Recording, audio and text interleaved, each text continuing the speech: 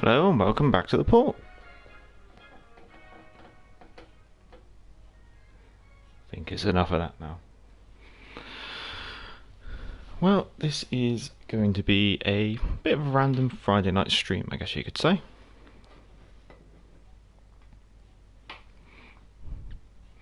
So, where to make a start? Well, being that no one's here at the moment, I might as well start off with a query that keeps reoccurring from, I believe it's Farmer Guy. You've asked previously in regards to how to get the lock camera view, I believe. So I'm just going to quickly cover off that at the start of the stream just for you. So what you want to be doing is going to your settings, and then you want to be looking at your preset controller.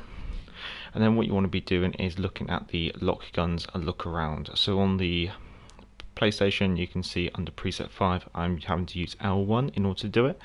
Now this is a hold button rather than a toggle button. So what I'm going to do is once this live stream goes up, I'll probably just drop that link to you, and then you can just catch up with this straight away. That'd be quite nice. Now, what else have we had?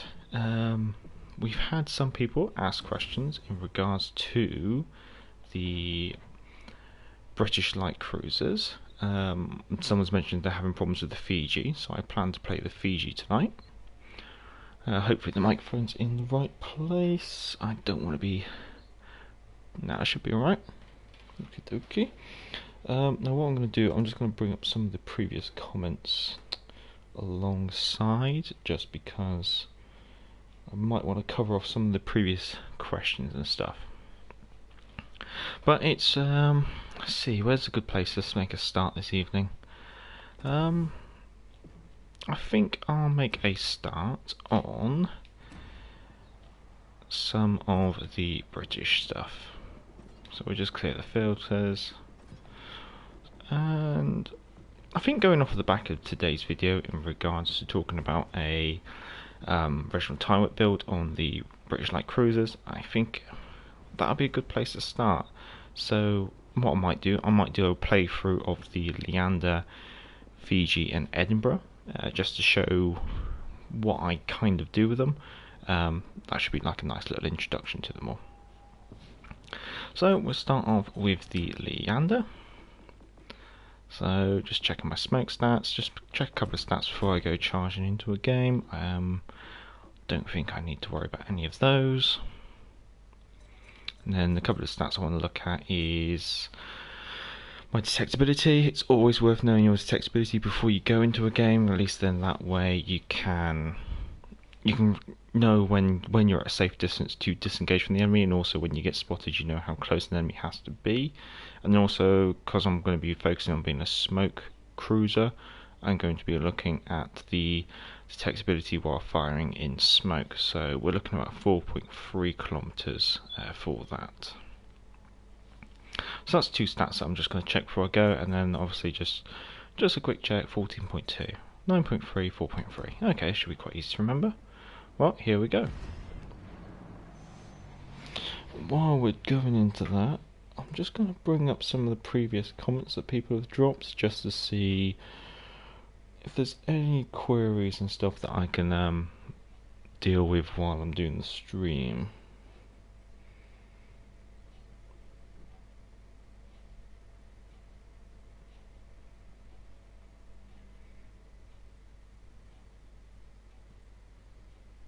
I don't think there's that many queries.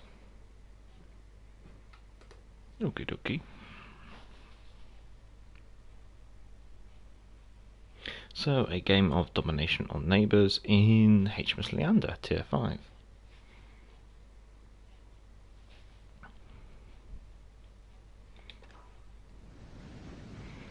So let's see, we spawned on the right by Charlie.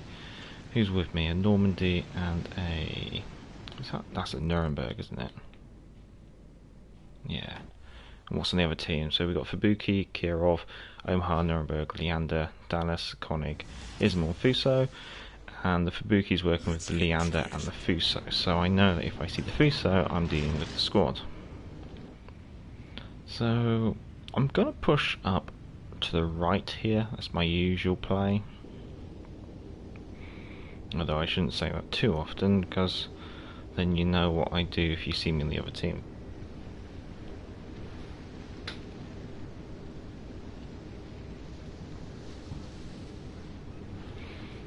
So the Nuremberg's chucked its aircraft up, which is good.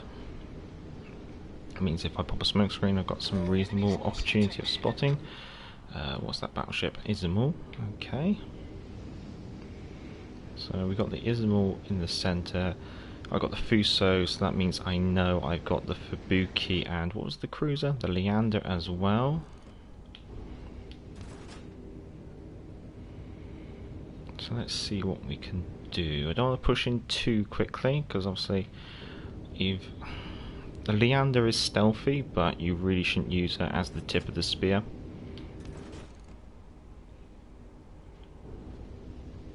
And I know there's going to be a Fubuki in the area, which is something to watch out for. That'll have decent range torpedoes. I mean, like, let's say 10km torpedoes.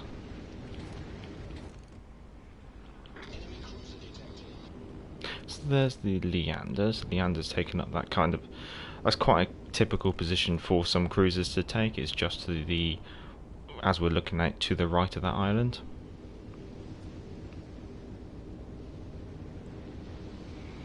Looks like we've got quite a lot of their forces pushing in. Ironically, our teams, they've been able to take the centre, which is not that normal. Now I'm going to pop a smoke screen here, so I've got to slow down first down to about 20 knots from my original tie whip build. Once I've done that, then I can lay a smoke screen and I know I won't outrun it. Now I'm going to start picking on the Fuso, but smoke screen set. That Kirillov in reverse could be a slightly more advantageous target to take hold of. That's not in torpedo range, that's not really something to focus on. Now the Fubuki hasn't started to take Charlie, so I know the destroyer isn't as close as I'd initially think it would be.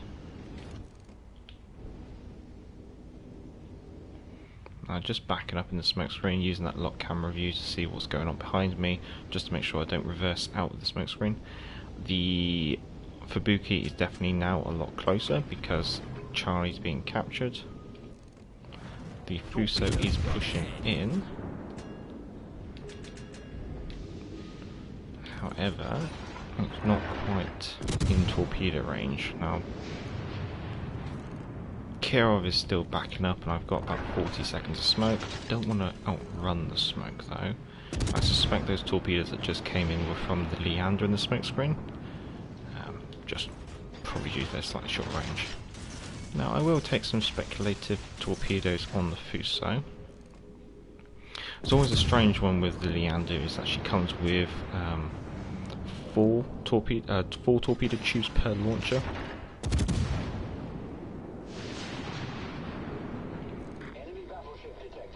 Sometimes I always forget to fire off the 4th torpedo. Now I'm coming up to the end of my smoke screen, so I'm going to put the clappers on and get the hell out of here. However, I will have another smoke screen in 15 seconds. And now we're a bit of a fish out of water.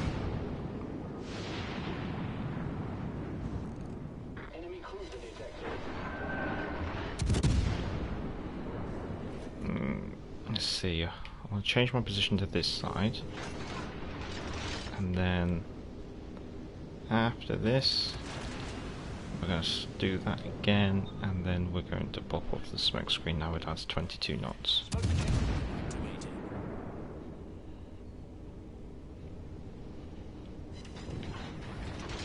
Smoke screen. So there we go, able to get another smoke screen. Ooh, took a bit of a punch from that Fuso though.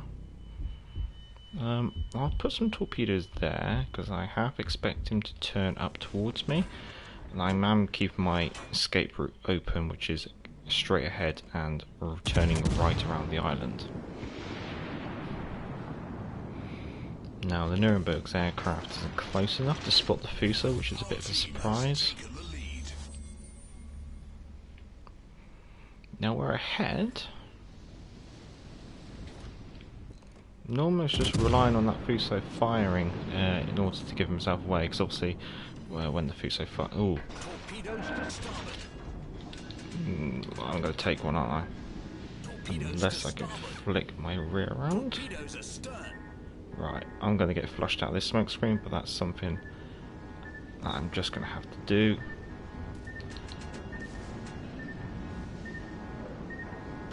Slamming on a bit of full reverse and then full forward again. Right, now I've got to try and worry about the Leander on my right, because it will have a lot of AP. However, I can take some speculative torpedoes at him now. Ooh. So who's the Kirov? Ah, the Kirov took a torpedo to the front. I thought it might be the Fubuki.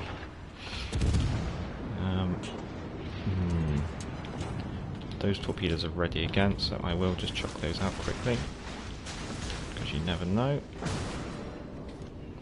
Ah, the Fubuki. If that heel does come in, then I will activate it as soon as I can. Spamming that heel. Oh, there I go. So we got the cruiser, nearly got the Fubuki. I think, there's my friend in Nuremberg. That's what happened to him. Let's see. Don't think there's much.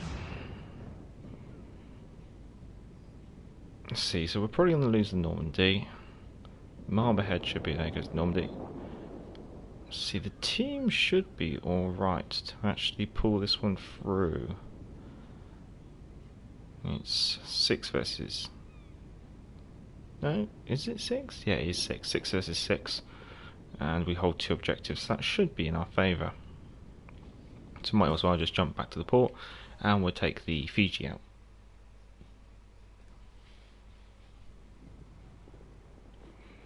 Let's see, where's the Fiji? There she is. Let's pop one of those on and take her out.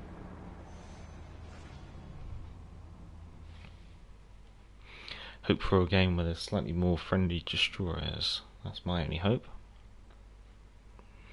That's the thing with the British cruisers, you're very reliant on spotting from fellow teammates when you're in a smoke screen. So when you're in a destroyer heavy game, you have quite a decent advantage, whereas when you're in a very destroyer light game, you almost become the destroyer, unfortunately. So this is a bit more better. Capture the base on Trident, enemy team, Genevi, Agile, Akatsuki, Nuremberg, Dallas, Mayuku working with Atlanta, that's quite an interesting division, Normandy and New Mexico. Spawned on the right.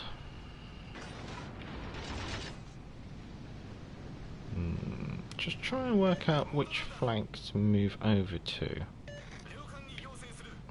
Being a smoke cruiser, I think the left flank is going to be slightly more nicer to me. There's a lot more islands on that side in order for me to bound from cover to cover when I'm not using smoke. And also I think that flank could probably benefit from a bit more DPM. Because we've already got... Yeah, this makes sense now, because you've got 2 cruisers on the right. They really shouldn't be coming into the centre though, they should... because they can bound up to that island. Got battleship moving over there, destroyer over there, destroyer moving down the centre.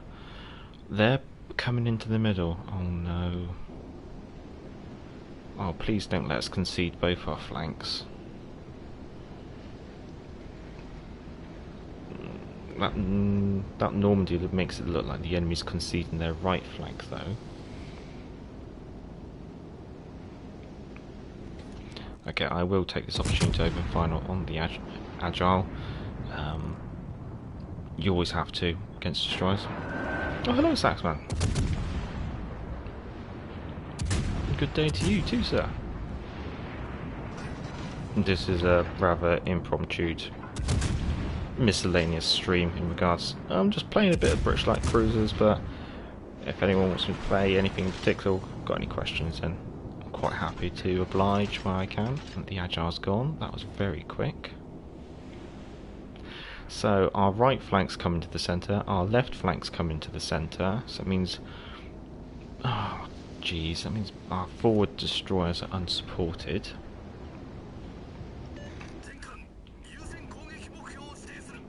Will do, will do. That Maiku is coming into a reasonable range. I think here's a decent opportunity to try and pop one of those smoke screens. So, first of all, full reverse, slow down to 20 knots. Pop the smoke screen, then that way I don't outrun it. Actually, this looks okay. So yeah, the Maiku was working with the Atlanta, wasn't it? So let's get some lead on that. Smoke screen set. See if we can take advantage of a slightly broadside target. What might do, always try and get some torpedoes out, so because they reload in about a minute, so that's very quick. Using the lock gun camera view to see what's going on. Atlanta is broadside. Can't turn him down.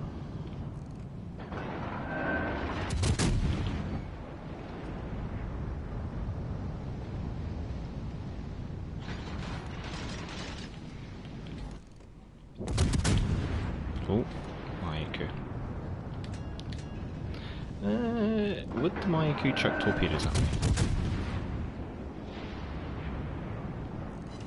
That's a good question.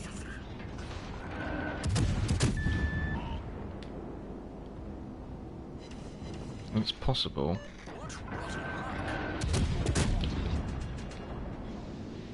Akatsuki does not want to be there, really. Okay, so I have got a weak Maiku off to my right, but he's also working in conjunction with that Atlanta, which is a concern. If I can get a bit more out. So the Maiku's gone. Let's pick on the Nuremberg. I led that a little bit too much.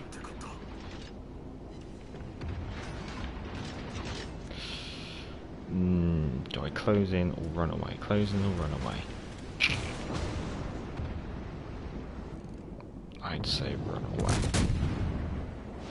Because what's the Atlanta's range? Because it's the Atlanta's DPM that probably concerns me the most, just because it can just keep chucking stuff downrange. If I can pick off the Nuremberg with my fellow cruiser who's turned up, then I should be in a reasonable position to actually move back down towards the Atlanta, because you see the Atlanta's now stopped firing, so I think it's about 12 kilometers range. Nuremberg's breaking off, Nuremberg's gone. We sank an enemy cruiser. No, I'm definitely still in range of the Atlanta. So here comes the yellow rain. Just keep an eye on that battleship at the same time.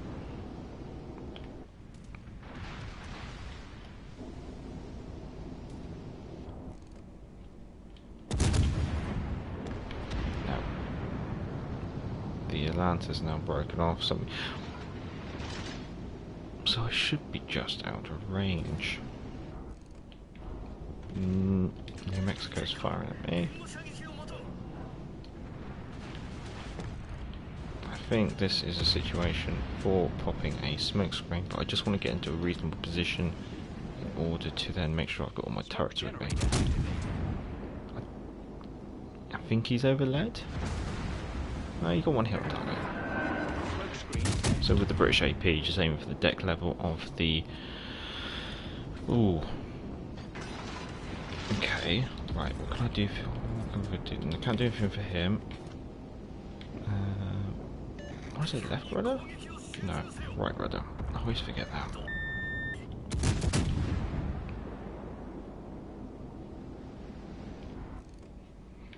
So let's just see if we can help the Bodoni with the Atlanta. However, I suspect the Bodoni is trying to make a run for my smoke screen in order to disappear. And I think he's sloughed it into an island. Just trying to work out the lead on that. The Atlantic keeps moving.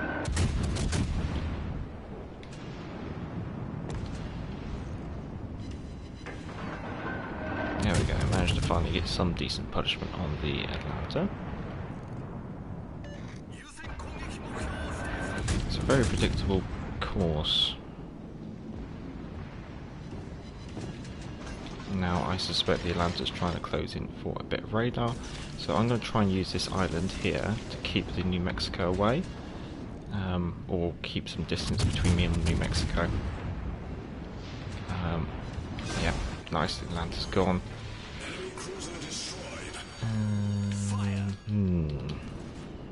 See, how long have I got until that side? I've got 44 seconds on that side.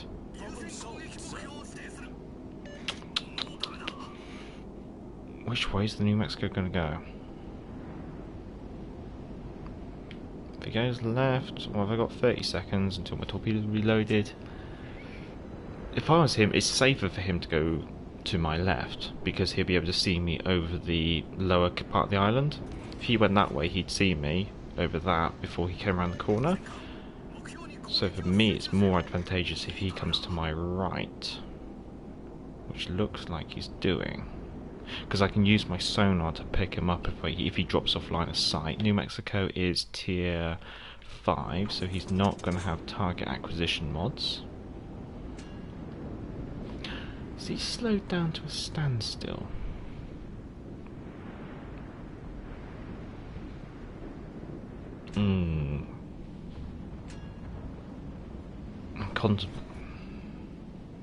The game's too close for me to try and do like a bum rush charging him. Something's in our base as well, which would be the destroyer. So New Mexico's not pushing me, which, well, it's a wise decision. Probably knows I'm just waiting behind the island, so I'm just going to get some AP. I'm going to aim for the superstructure. I should have aimed a bit further back because he's moving backwards. I will damage combat. He's gone. I'm making a rush. Okay, Dallas as well. What's the destroyer? Destroyer's Nakasuki, so smoke sonar now or sonar later? Let's see if I can pick off Dallas. Use that heal. I'm gonna need every inch out. Okay, that's fine. He's wasted his torpedoes, so that means I know I can go until about 5 minutes, maybe a bit more, until I can expect torpedoes to get in the water. Yes. Okay. Right. Enemy cruiser destroyed. Normandy out of torpedo range. However, I'm not going to drop off detectability, so we just need to go balls to the wall here, I think. Normandy's not shooting at me, which is a very different decision. Let's get that sonar on. Normandy's slowed down. Now contested. Okay, Akatsuki, come on, come on, come on, come on. Right, we're just going to have to do some guesswork here. Nice, nice.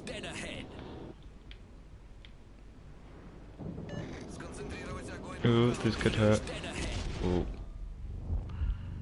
Right, I think on that bombshell, it's time to drop another one of those smoke screens. So drop down to 20 knots, pop a smoke. Ooh. Oh, I forgot.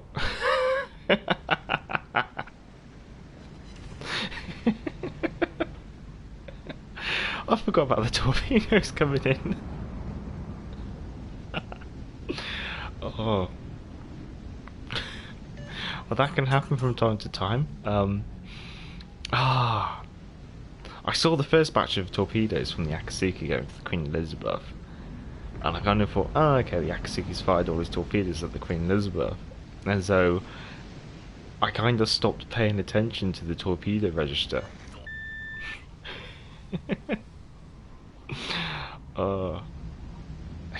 Should they be able to pull this off? Queen Elizabeth is weak.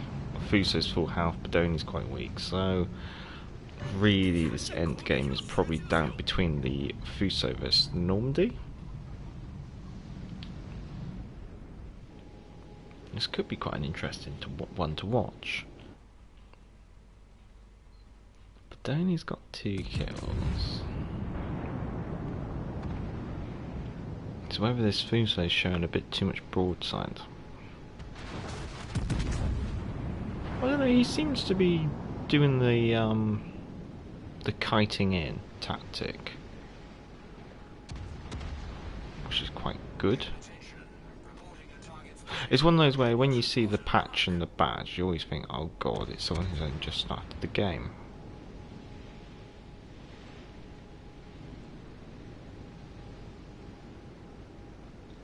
We should be able to do this. Let's go join the Queen Elizabeth. So the Queen Elizabeth looks like she's making a push onto the flank of the Normandy. Bedoni's showing himself, which is risky, especially considering the accuracy of the Normandy.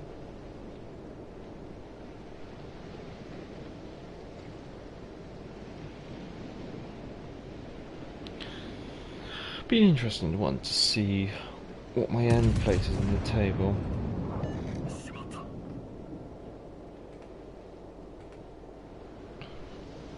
So normally he's slowly getting whittled down. Bedoni's gone, which was expected to happen.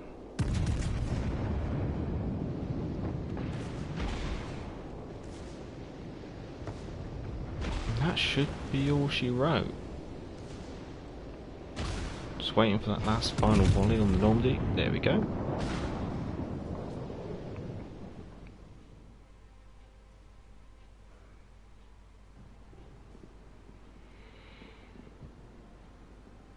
Oh yeah, got my bureau stuff.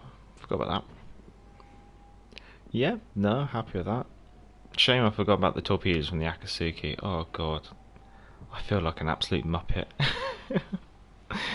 I should have checked to see. I saw him fire. I saw them coming for the Queen Elizabeth, and then just didn't think twice about them. How did we do in the? Oh, hello. I'm going to say Morton. Nice to see you. Ah, we lost in the Leander, so maybe we might take the Leander back out. Although I do like the Fiji.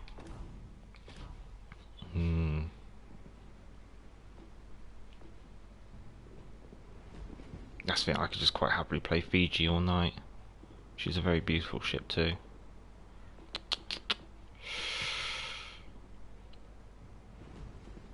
Let's try the Leander again. I don't feel I managed to show a decent game in the Leander there with the Tywit build commander. I think, well, it showed the disadvantages of it, I guess you could say, because of the lack of destroyers in that game. It showed what happens when you have the lack of spotting and you end up being the point of the sword or the tip of the spear, I guess you could say.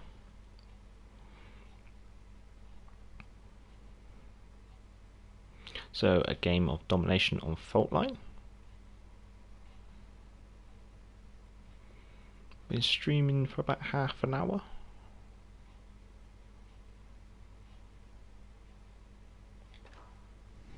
So let's see what we got.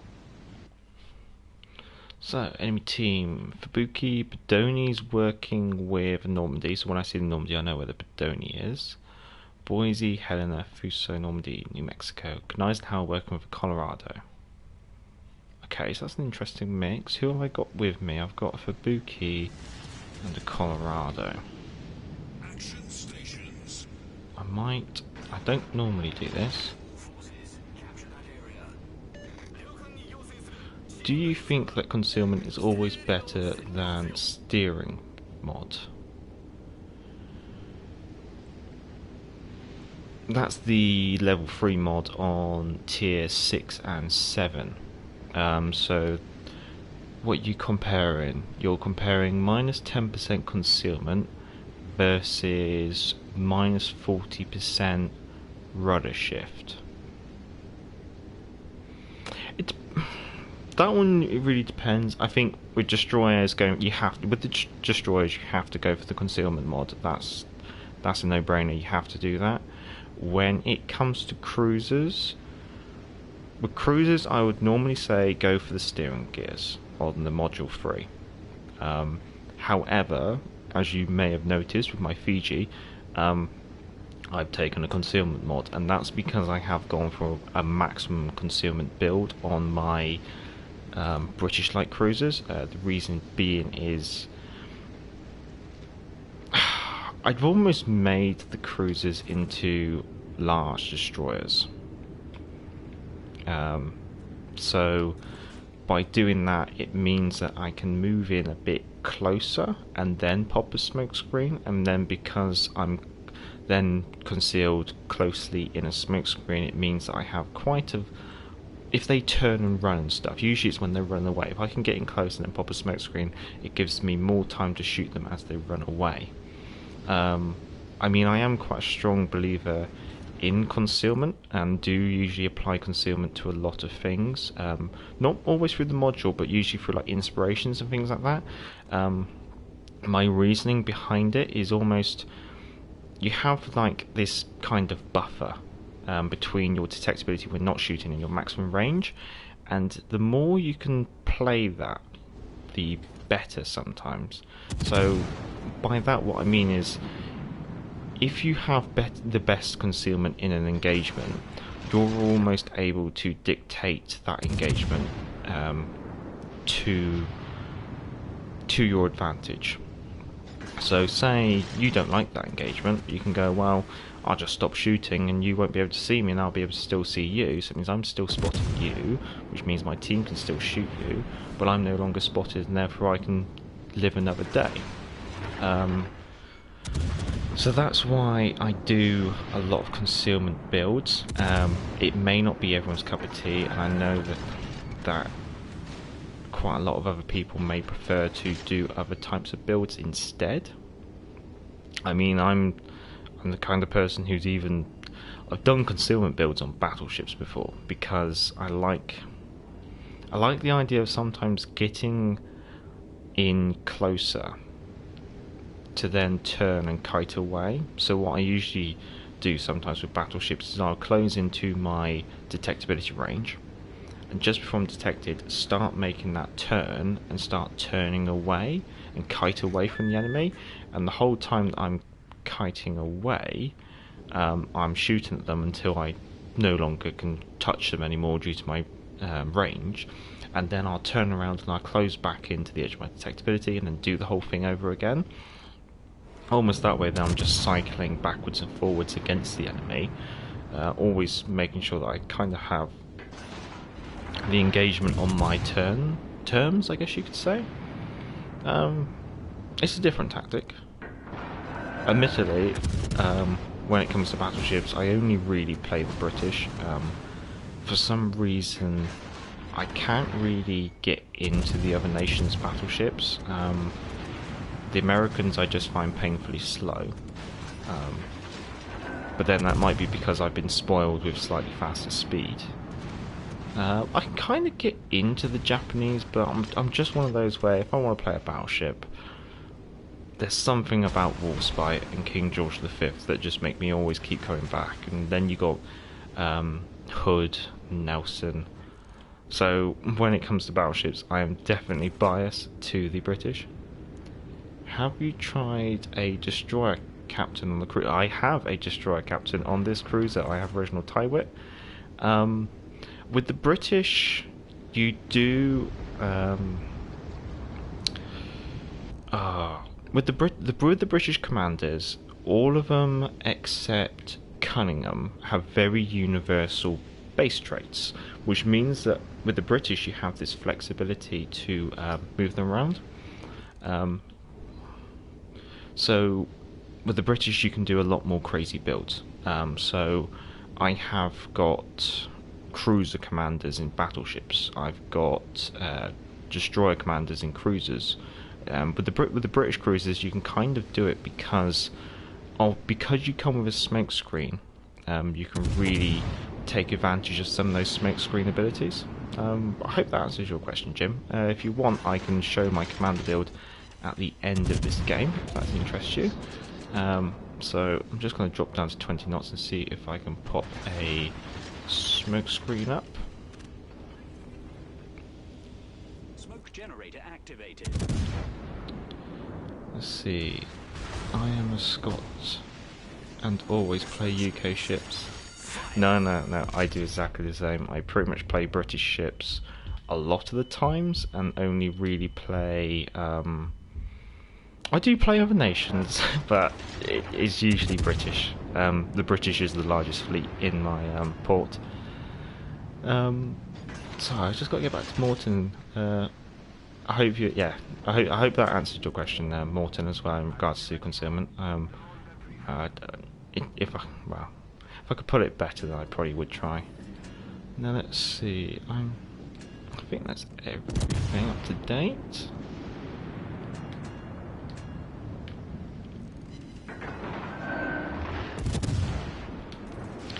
That Fuso is coming into torpedo range. So this is where having a destroyer commander on the British cruisers is quite nice, because those torpedoes are going to reload very quickly, about 2 minutes 20, say, which means that you can get torpedoes out from one side, and then if you've got the time, you can almost switch to getting your torpedoes out from the other side.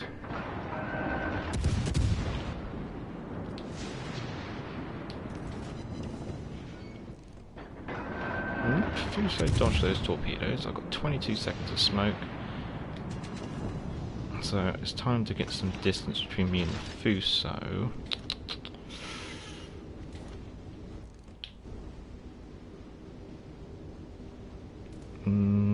I was thinking of going around the other side of the island, but I feel that if I do that, I'm going to end up getting really hurt by their battleships. So I'm just going to chuck out some of these. Chuck on that. Gonna have to damage con that, but I do have this opportunity to pop another smoke screen.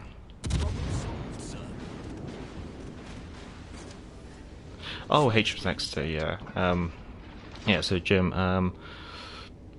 Exeter, I really do actually enjoy the Exeter. I might even play her after this one, actually. See if I can get rid of the Fuso. Detected by plane, but go on. That Helena is giving me a bit of bother. His fire chance on that Helena is very good.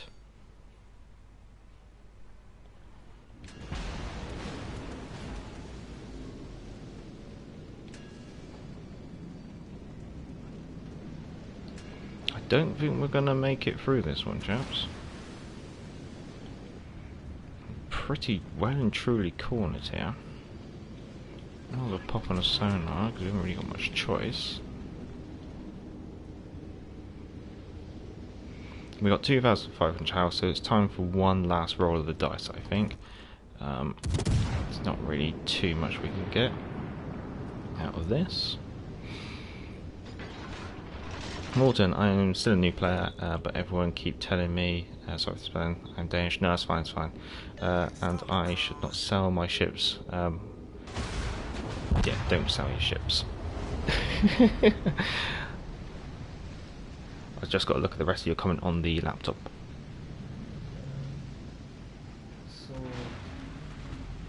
So you sold your Jervis to get the Akatsuki and the Kangaroo? What is my take on that? Don't do it. I mean, when you first start the game, it is so very easily, very tempting to just sell ships and keep churning, almost like you try and justify yourself. You go, oh, if I sell this ship, I get enough money to buy that ship, and then, but it just works out to be a false economy, because once you get to a certain level, what you find is you find that you end up earning more credits than you can kind of like spend, and therefore if you hold on to your, if you're probably better off holding on to your ships and just earning the credits and buying them as you go, rather than selling ships to in order to buy ships. I know that when I first did start, I think before they did the port filter, I got really annoyed with there being so many ships because for some of you who have joined the game more recently, a while back there wasn't actually a port filter. You had just all the ships in a really long row like you do when you don't have it filtered, and if you wanted to just play the ship you wanted, you'd be scrolling around like a madman trying to find it, getting annoyed with it. And so I got to that stage where I was like, I'm gonna, pardon my French, balls to this. I'm just gonna sell all the ships that I don't play, because what's the point in keeping them? They're just getting in the way. However, now they introduced the port system. I very often just select the UK flag and then just play those ships. Yeah, let's take the Exeter out actually. Going off of just Jim bringing her up. I think it'd be worthwhile bringing her in.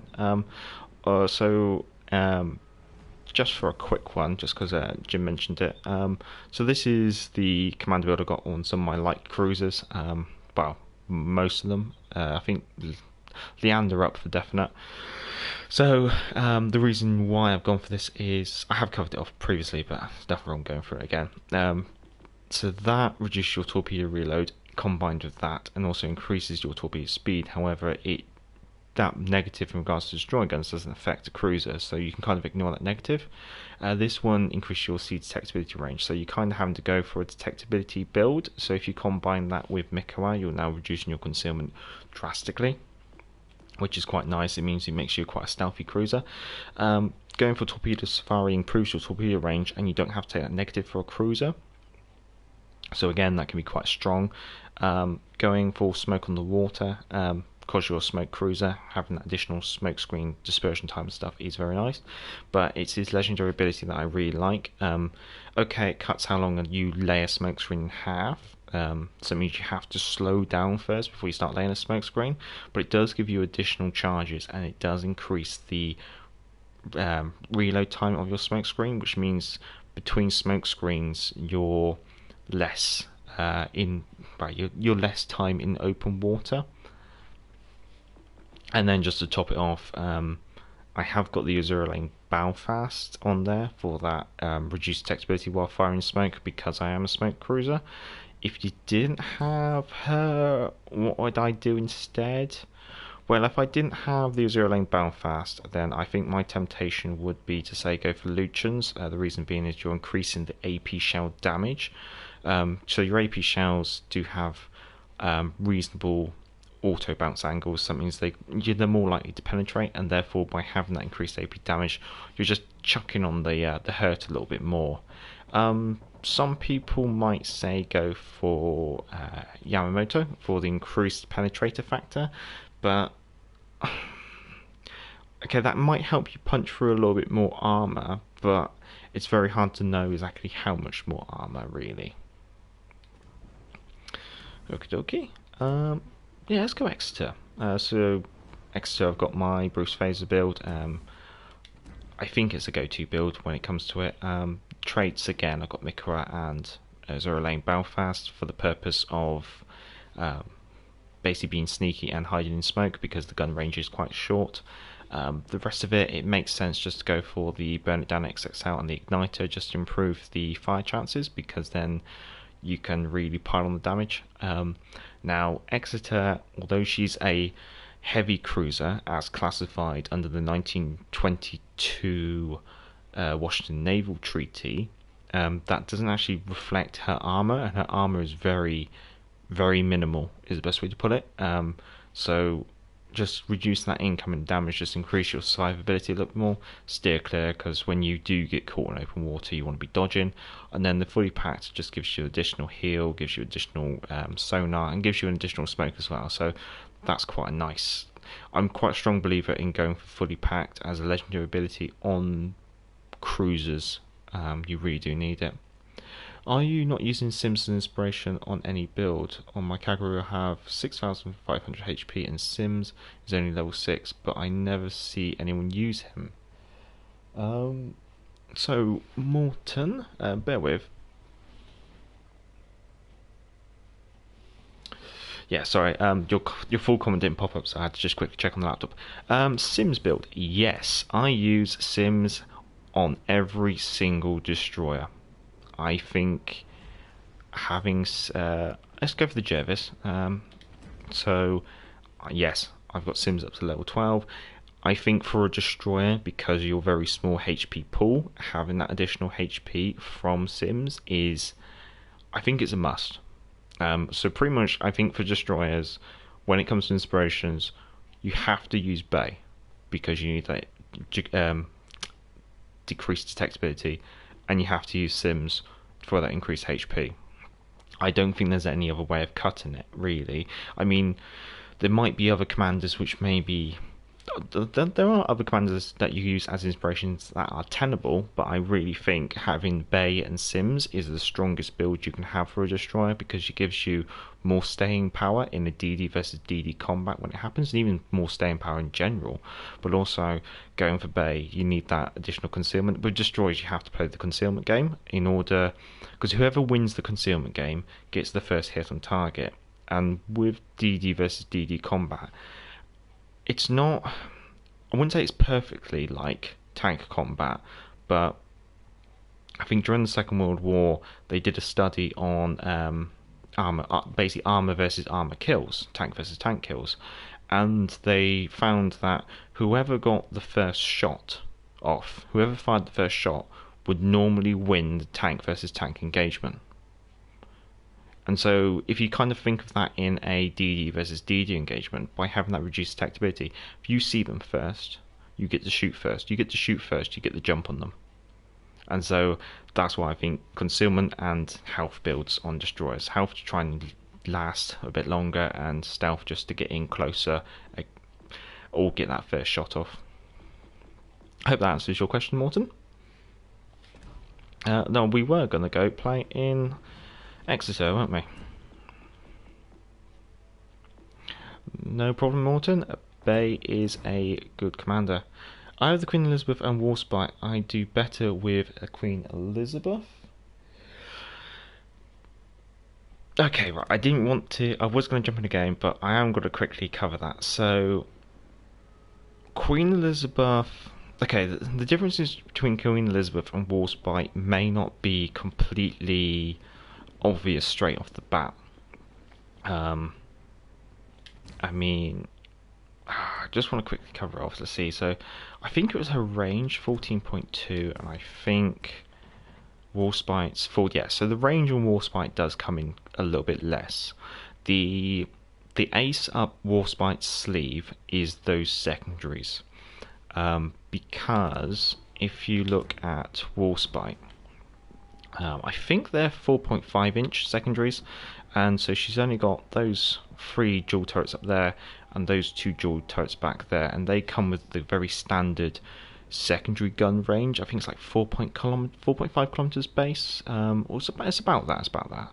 The trick up Warspite's sleeve is these casement mounted secondaries. Okay, there's only 4 of them there, so you've only got 4 per side, but they're 6 inch, so they hit a lot harder. And then up here you've got some dual purpose 4 inch gun mounts.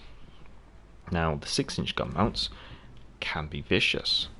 As you can see with my Madden secondary build, I've got the secondaries on Warspite out to about 7.3 kilometers. This kind of means that Warspite just turns into a bit of a vicious. She's got teeth. If you get too close to her, she's got teeth, and that's what I like about Warspite. And she has got that alternative. Like the secondaries in this game, some people say they hit, some people say they miss, but I really do like the Warspite for her secondaries. It's amusing that Warspite can actually out secondary range the Bayern if you both went full secondary build on both of them. Rightio, now we will take Exeter out into a game. But yeah, no, I used to play Queen Elizabeth and Warspite quite a lot. I used to do. There was a phase where I used to call it taking the old girls out, because Warspite is known as the grand old lady. That's a name that she was coined by Andrew Cunningham when he used her as his flagship in the Mediterranean fleet during the Second World War. So I used to say taking the old ladies out, taking Queen Elizabeth and Warspite out. I used to take them out alternatively. I do like them both. I obviously probably do play Warspite a little bit more these days, simply because she is a premium ship and therefore she does turn out a bit more profit. Game of Domination on Northern Waters, Gaidi, Akatsuki, Nuremberg, Lagazion, Dallas, Queen Elizabeth, Snob, Eisenhower, Colorado. No divisions. Going for Bravo is going to be suicide. I don't really want to cut across the front of all my teams, so I think I'm going to have to play the Charlie objective.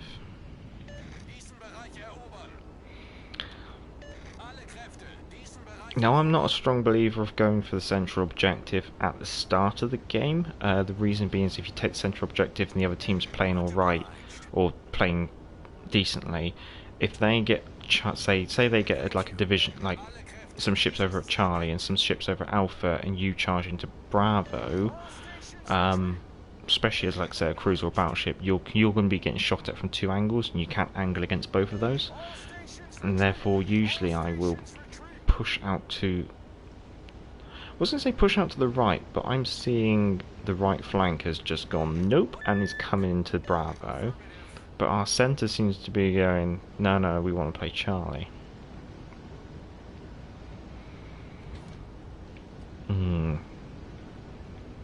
Now I've only got 3 smoke screens with Exeter, so I don't want to be chucking them up. Fubuki's gone. Fubuki's thought about going for Bravo. I'm surprised if Fubuki didn't go for Charlie, because there's so many islands in Charlie to hide behind.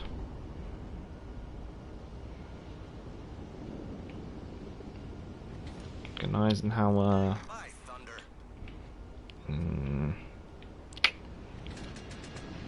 Let's see. I'm just gonna pop a smoke screen here, I think. This is going to be the place for me. Jim, I have Vanguard unlocked but do not have enough silver to get it. Is it worth getting?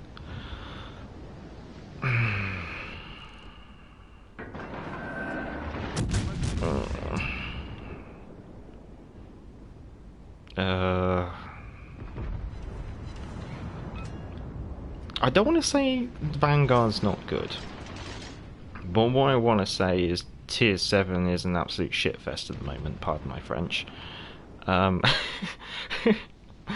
Tier 7 can just turn into...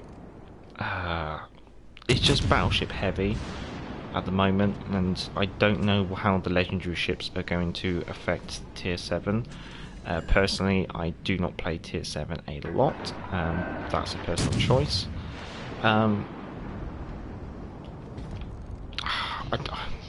I think if you're looking for a British Tier 7, I'd be tempted to say get a destroyer first for Tier 7. But then again, they're starting to introduce more and more radar cruisers, so I don't know on that one, Jim. Vanguard is good, but I haven't played much for a long time is a nice way to put it. But then that's because I don't play Tier 7 much, because it can turn into a bit horrible. I should be able to dodge this torpedo, and then I should be able to go hunting this Gaidi. Morton, I just bought Wichita via campaign, and I am right that cruiser is very hard to play than destroyer. I don't find an island, I am toast. Laugh out loud. Yes, no, that is the life of a cruiser.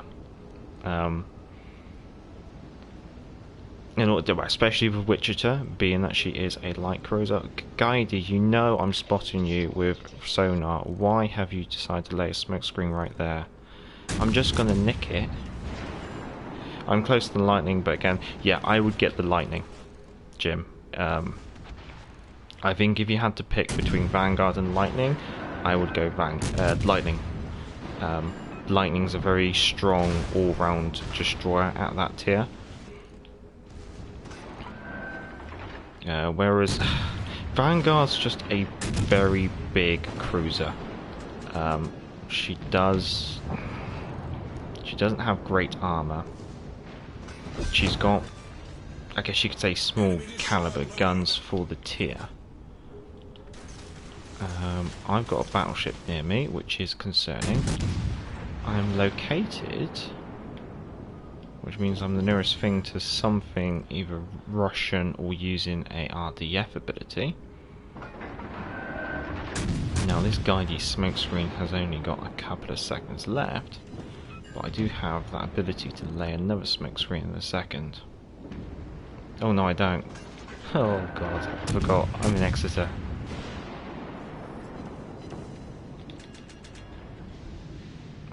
Right, I've got to play without smoke for 35 seconds. And I've got 3 battleships all looking at me. Well, if you ever wanted to sign your own death warrant, this is one way to do it. Oh god, why is he not shooting me? I might be able to escape this. I could stay nose on to the Queen Elizabeth. I don't quite have that yet. I suspect the guys now is trying to get torpedoes out.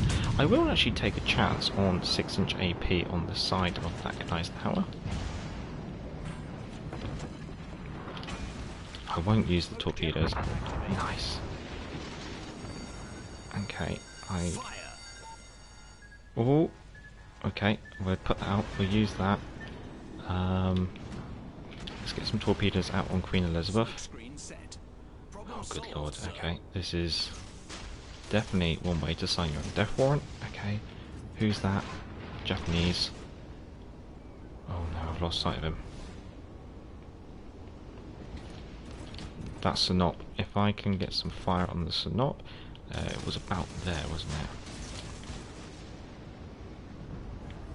Oh, Akatsuki. Oh no. He's within my fire and smoke detectability range. Okay, the Queen Elizabeth is gone. The enemy battleship destroyed.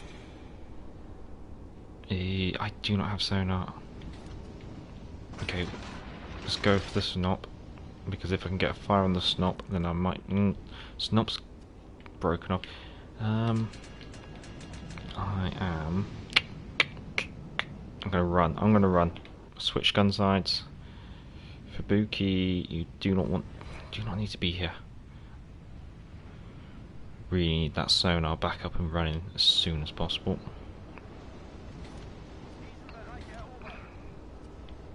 So the Akatsuki is the one with the RDF, hence the located. Morton, by the way, there is a lot of players that is disappointed in the Kaguru compared to the Akatsuki, and I don't agree. Hope I have not asked you... Oh, I'm going to have to switch over to the laptop briefly. I've not asked you this before. What do you think about these two ships? Oh no. I do not have the Kaguru, therefore I cannot enlighten you on my opinion in comparison of the two. I've got the Akatsuki. I've played a little bit of the Akatsuki, and well, she's all right, but I don't enjoy that torpedo boat playstyle. I have to be honest. If you saw my Udachi reviews, you can see that I'm not 100% keen on that type of playstyle. I'm definitely more of... I can get on with the gunboat destroyers, but I do prefer a nice, well-rounded destroyer when it comes to it. So I do enjoy things like the German DDs and the British DDs. I have played American DDs. But yeah, again, British bias, I know, but when it comes to DDs, I usually play the British. Jim, I've been playing with the Dallas. Will the Helena unlock the tier? Wait, sorry, pardon. Let me reread that again. Sorry, it cuts off the message all weird. I've been playing with Dallas. Will the Helena unlock in the tier, or is it just a case of waiting to see if it appears in the box? So there's two ways to answer that. At the moment, in this patch, we are in early access, which means that the only way we can get hold of the Dallas and the Helena and the Boise is basically, well, ignore the Boise. So the way we can get our hands on the Dallas and the Helena at the moment is by getting them in crates. It's almost like their way of testing them or slowly introducing them into the game. However, at the end of this patch, going into the next patch, the USN light cruisers will be completely researchable.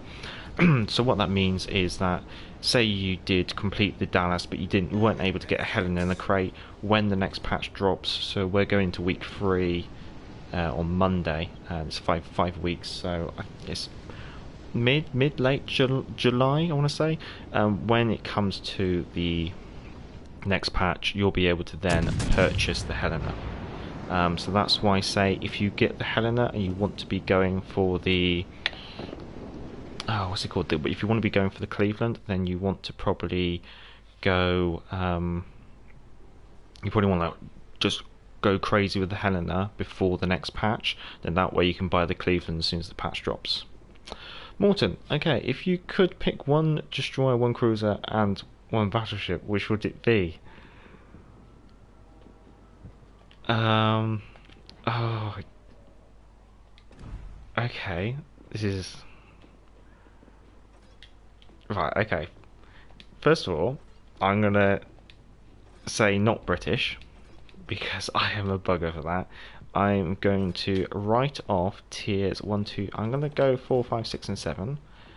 Let's go for a destroyer. What would I pick as a destroyer? I think if I was going to pick a destroyer, yeah, I think I would go for the Guidey. I really do enjoy the Guidey. So if I had to pick a destroyer, I'd probably pick the Guidey. Reason being is you get sonar, you got a decent health pool. You may notice I've gone for the all-rounder commander. It's quite a strange build. I did play it quite a lot.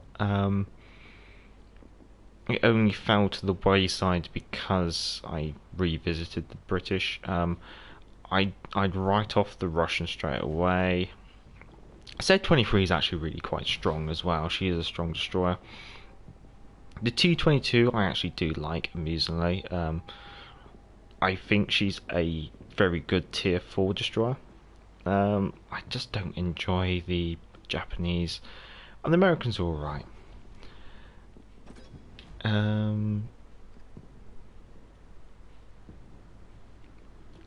Going on to cruisers. If I had to pick a non-British cruiser,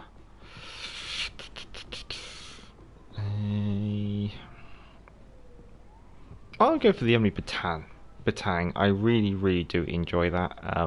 I enjoy the speed and the kind of light build, and she comes with a plane, so that's quite a nice one. She's great fun all around just to play.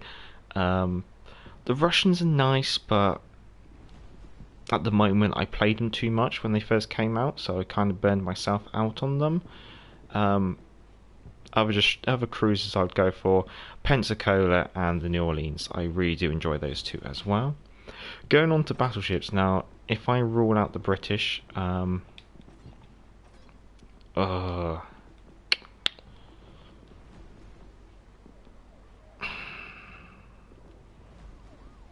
don't know.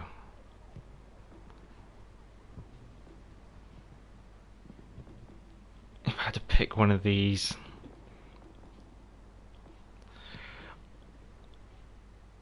I think I'd pick the Fuso. I think that would be my top non-British battleship. I haven't played her much, but when I have played her, I have liked her. I do like that kind of battle cruiser style. However, as you can see, I really don't like other battleships. Right, Morton, oh no, I just sold Dallas 3 hours ago. You brave man. However, it doesn't mean that you won't get another one in the crate. So if you do keep getting crates, even though you've just sold one, you already have one, you do have a reasonable chance of getting her again. So that's not too bad. Jim, I do great with the Itachi. That's fair enough. I've got nothing against people who do well in the ship. I just don't get on with her. Morton, you want the Itachi. You're going to be waiting a while. She will come back to the game. They always do.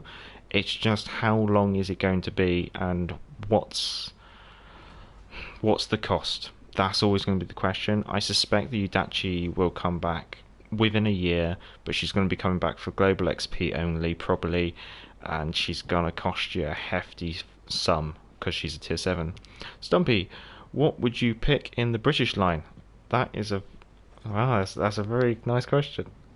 Sorry, I just got to catch up. Jim, I was totally crap with Yamato. Or Yamato. Yeah, Yamato. I hated it. Oh, Jim. I noticed that you're double messaging. What's happening is basically there is a lag between when you enter the message and when it pops on the screen. So that's why it doesn't appear on the screen straight away. So if you bear with, picking British destroyers. I do love my Icarus. Icarus is on paper she comes across as a very weak destroyer for the tier. However, she is one of my favourites. I love the way that she comes with sonar. Okay, your big fingers, Jim. That's fair enough. However, Cossack, even though some people say that Cossack is just a knockoff Jervis, I think she's stronger than that. She really is a quite strong ship. I haven't played her for a little while actually. I wouldn't mind. I might line her up. I might take Cossack out next actually. Going for cruisers. If I was going to go tech tree, I would say the Fiji. Fiji's a really, really nice cruiser. And that permanent camouflage, she is just sexy, is the best way to put it. However, if I had to include the premiums, Exeter's nice. Exeter is very, very nice. And then going on to battleships. Actually, wait, let me just pop that flag off. Boop, boop. Battleships. If I had to go non-tech tree, I would go KG5. I do love the spamming high explosives. You just don't have to think about what ammunition type you need. It's just HE, HE, HE. Don't use anything else until you get close. Oh, that's another ship I wouldn't mind taking out to that. That's very tempting. However, if I had to go tech tree, oh, it's got to be Nelson. Just because she is, again, she's very sexy. I love that color scheme. She's very unique as well. But yeah, nah, sexy ships. Awesome. I want to see this. Stumpy, any tips on getting enough credits for in a tier 6 and 7 game? Ooh. Well,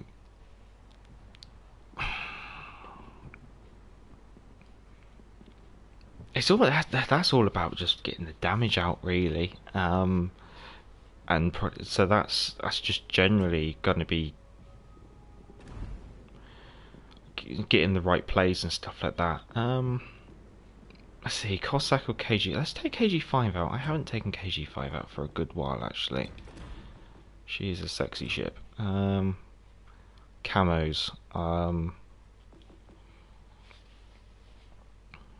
Yeah, stick a Type 3 on there. Yeah, that looks good enough.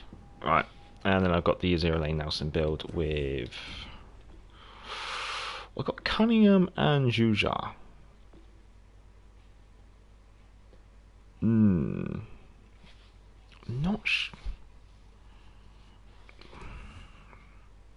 what's my other options? What if I went for this? This just gives me lots of speed. I kind of want fire damage coming out of her. I used to use Jericho. Who's my main battleships commanders? I don't want to use Madden. That's a bad choice.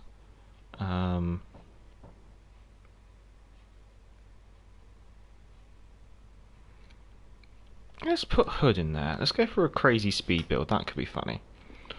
When you sit alone and play for fun, what do you play?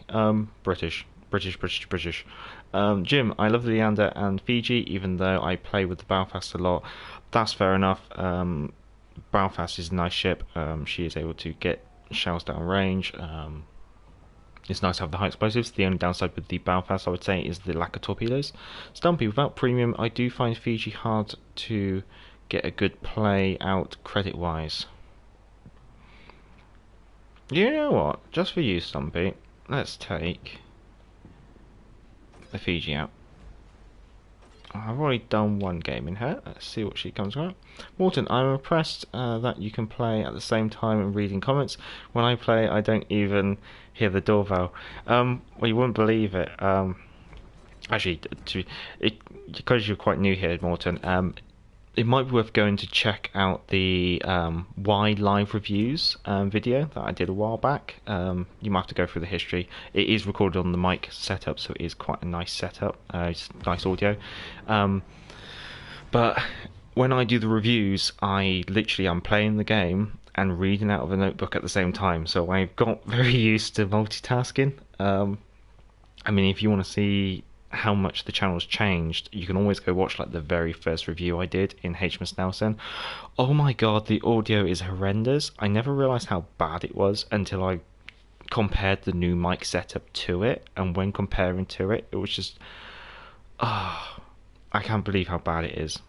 I can't believe that people subscribed when the audio was that bad. However, things have improved. I do have a decent mic setup. Oh no, that's fair enough, Morton. It's an interesting mix. Let's see. A game of domination on Crash Zone, Fubuki, Nuremberg, Dallas, Pensacola, Maiku, Algeria, Fiji, New Mexico, Eisenhower. So this is actually probably quite a good game for a Fiji. It's a tier 5 and 6 game, so we are top tier, and then there's not a lot of battleships, which is the biggest concern. So I'm hoping my Gnevi wakes up, because I really need someone to do the spotting.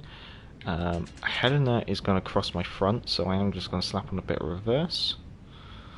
Yeah, no, the audio is good now, because I took steps to obviously improve it. Looking forward to when you can do full HD. At the moment, because I'm using the PlayStation to do the stream, I'm limited to only 720p, which is it's the high. Well, I could do high, but I'm not sure if my internet would be able to cope with that. However, I am looking at obviously improving my IT situation and things like that in the future. So fingers crossed, come or maybe late August, early September, I should have a better laptop with higher processing power, which will then enable me to do more things with videos. I'm looking into converting some of them to HD to obviously try and just get slightly better videos out there. However, it does take a little while. The internet cannot handle full HD. I haven't tested it. Maybe next stream I might see if I can do 720 high and see what the results are. Right, so that Pensacola is getting close, so I'm going to slow down to 20 knots because I've got Tywin here. I'm using that rudder to obviously try and drop off a bit more speed. just making sure the Helena's not going to ram me in the rear. No one likes getting rammed in the rear, I'm sure. New Mexico, aiming for the deck level, but just using the lock camera view to see what's going on. Xbox One is doing 4K. I know the PlayStation... The thing is, what I'm concerned about at the moment is I don't want to rush in the... I don't want to rush getting certain technologies and capture cards and things like that, which, considering the new consoles coming out later in the year, so that's one thing I'm obviously trying to bear in mind. Rammed in the rear for the win. Oh, that poor Pensacola, he's pushed too far forward. Oh, that's fair enough, Stumpy.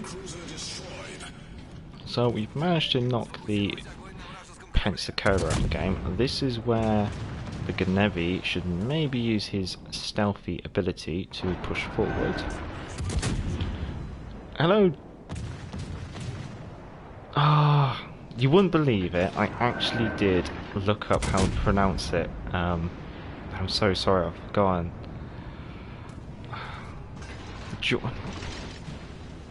So Jord? Hello, Jord. I'm sorry. Morton. Here in Denmark, a 60/15 connection is what we call a expensive connection. What do you have? Oh, you're. I'm not very technologically advanced, which may be odd, I guess you could say. So.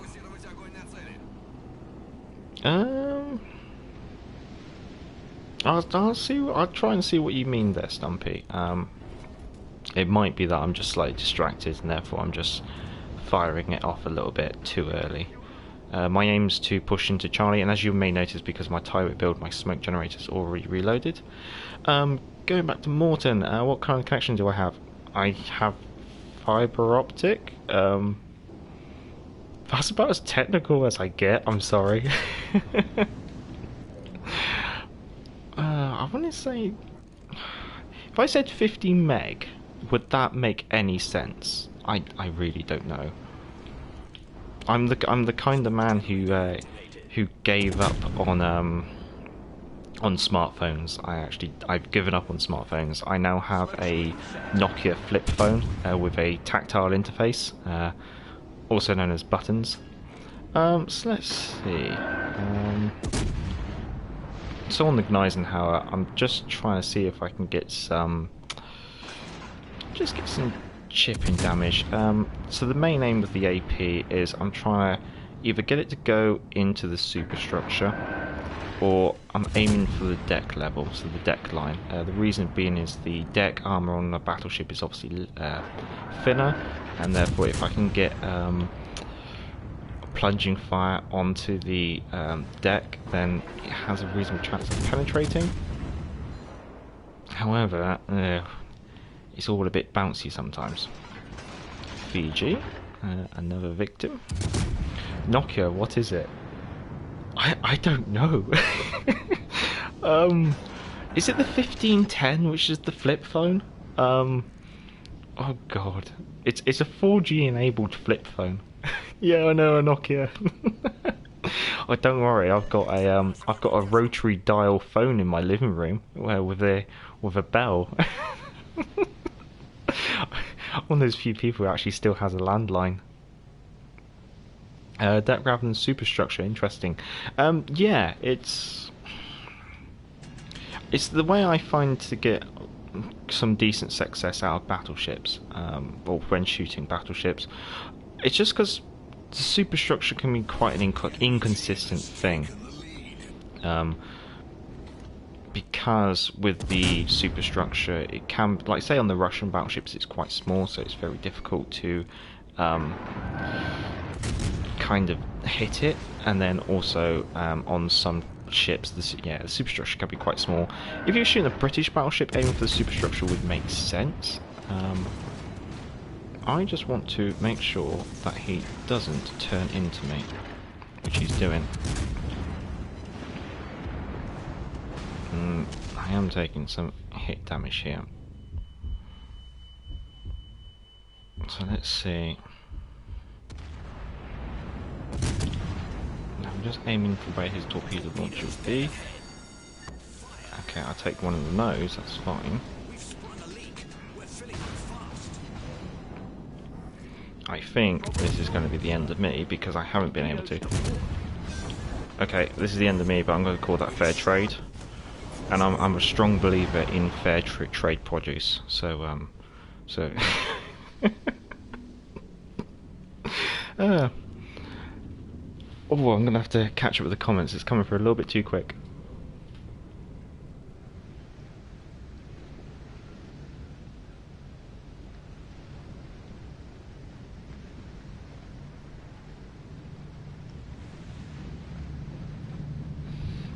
Okay, sorry, I'm just catching up. If I use AP, should I aim at the bottom of the ship, and what range? What about range? Is there a difference in HE and AP regarding range? Ooh, Morton, you asked some very good questions. Well, obviously with range, the closer a target is, it changes your shell velocity at the point of impact, and it changes your shell trajectory as well. And it really varies between what you are and what you're shooting. So, unfortunately, it's a very good question, and there's so many answers. And I don't even think I have the ability to even record that into a video, I'm going to have to be honest, because there's so many variances on it. I mean, looking at it from a simple point of view, as a destroyer, just use high explosive. The only time you should ever really use armor piercing, well, this is personal, it may be subject to change, but the only time you really use armor piercing is when you're very, very, very close to a cruiser that is broadside onto you. That's, you like, take that as a general rule of thumb. However, there's obviously going to be it's not as simple as that kind of clause, and then you've also got to consider that some of the destroyers have higher caliber guns, or some of the cruisers have thicker armor and stuff. But as a general rule of thumb, use high explosive as a destroyer. As a battleship, I guess you can say it's a lot more complicated as well, but usually with a battleship it's quite, for the majority of battleships, I would say AP against a broadside target aiming at the water level, and high explosives against a nose-on battleship. Against a cruiser, you could possibly swing it either way, and against a destroyer, always use high explosive. The range and the trajectory these are the same, but the impact on the ship different according to the targets. Well, the trajectory kind of does change a little bit, because the closer a target is, the flatter your trajectory is going into the ship. And if a ship has a very low citadel, rather than actually hitting that citadel, you're more likely to overpen. A good example of this in reality is during the I guess the Battle of the Bismarck, or the sinking of the Bismarck. At long range, King George V and HMS Nelson were able to really hurt the Bismarck because they were so far away. Their shells were plunging fire, so it was landing. Basically, it was landing very almost like horizontally, or vertically into the ship. But what they did was they closed into point blank ranged, and then the shells, because they were close to the ship, the shells were travelling more horizontally, and therefore were actually hitting the thicker armour, and therefore they couldn't do the damage. Why is it easier to aim with HE than AP? I think it's... I don't think it's aim, but it's just down to what the shells do when they hit. Because AP is a very situational round where you're relying on the orientation of the enemy ship to you, and how your shells land and where they land. Whereas with high explosives, when a high explosive shell hits, regardless of what it hits, it's going to blow up. And even if, say, it shatters on heavy armour, the explosive that goes off will still do damage to surrounding modules and other parts of the ship, like the bridge, and also still have a chance to cause fires. So that's why high explosives can turn out a lot more damage than AP, because AP is a very situational shot where you're relying on having that penetration through the armor in order for the explosives inside the shell to detonate inside something vital.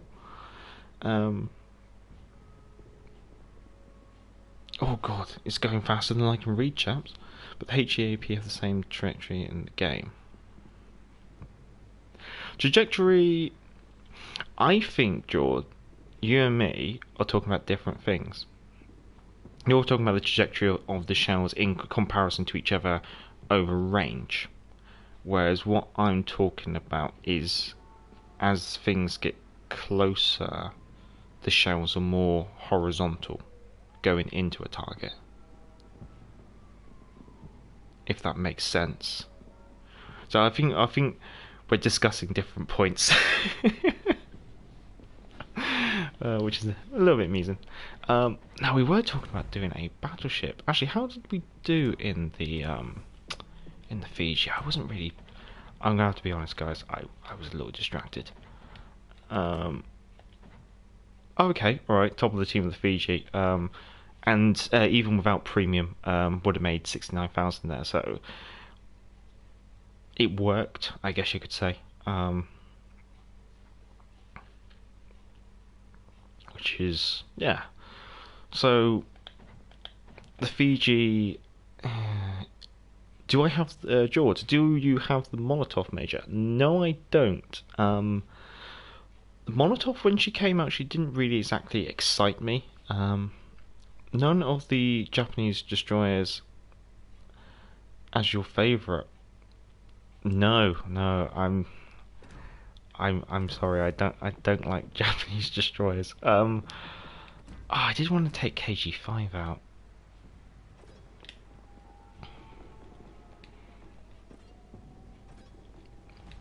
Right, I'm gonna do this.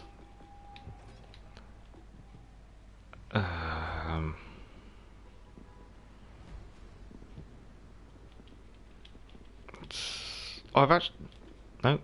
Okay. Go on then. I'll do this. I'm not going to like this.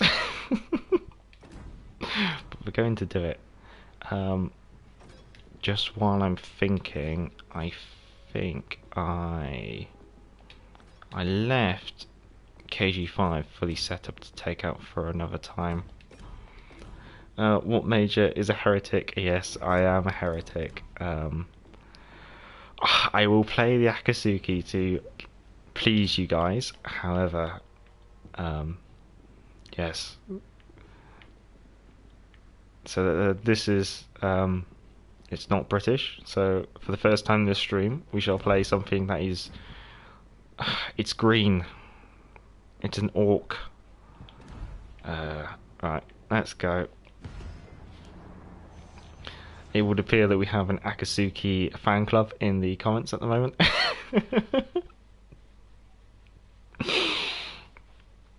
Ooh.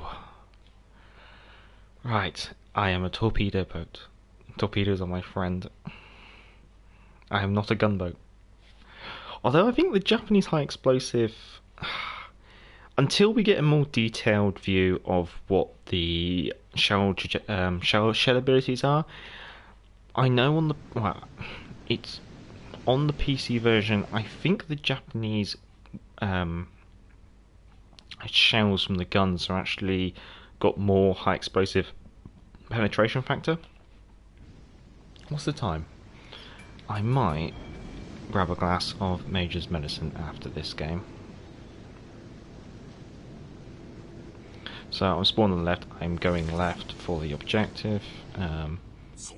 Whether playing the objective is the right thing. Any tips on aiming to get Citadel with British cruisers? I think aiming against other cruisers, it's pretty much the same rules, really. Just aim for the waterline. If I play another game in a cruiser, I might point out my aiming system if I can, but it's one of those things that I mean, it is on my to-do list to make a video in regards to aiming. The problem is, when it comes to aiming for me, a lot of it is based on gut, and I find it very hard to say this is what to do, because even I don't know what I'm doing. It's the best way to put it. Or I don't know how I'm doing it sometimes. Can't decide between the two. Yes, I do not like it really. Thumbs up. Kangaroo is not really an improvement to the Akatsuki. No, that's. I'll let Jord take over and explain his points of view on the Kangaroo. I know a couple of people have come to the same kind of conclusion in regards to the Kangaroo, although maybe I should try and get the Kangaroo at some point, because I am intrigued in the idea of that torpedo reload booster instead of smoke. Right, I know this is a poor choice, but I'm going to use a wideband there. The reason being is I'm just trying to do some kind of like aerial denial in that area. I know it's a poor choice because obviously it means I've got less chance of getting hits on target. However, no, we've already seen the New Orleans break off. I know there's a destroyer in Bravo. Destroyers on the enemy team that I'm concerned about are definitely the Mahan. They've got no radar, which is good. I'm not contested. I didn't see what the destroyer was in Bravo, unfortunately. However, I suspect it's the Mahan. The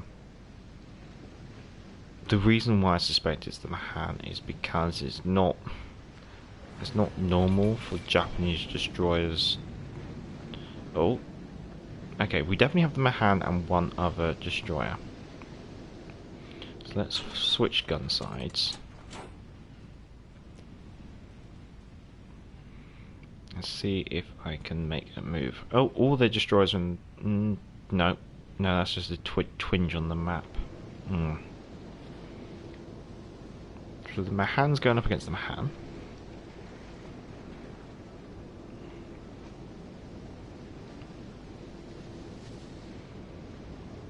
So... I know what, I'm just seeing that the enemy team is very, very focused in the center, and we've got both flanks. So if I actually break through on a flank, I should be able to maybe help round up the enemy team into a bit of a torpedo net. Oh, Jord has covered the Akatsuki. So Akatsuki compared to the Kangaroo, they have the same gameplay and the same concealment and range of torpedoes. So very similar thing. On the subject of aim, I just take advantage of auto aim and adjust from there.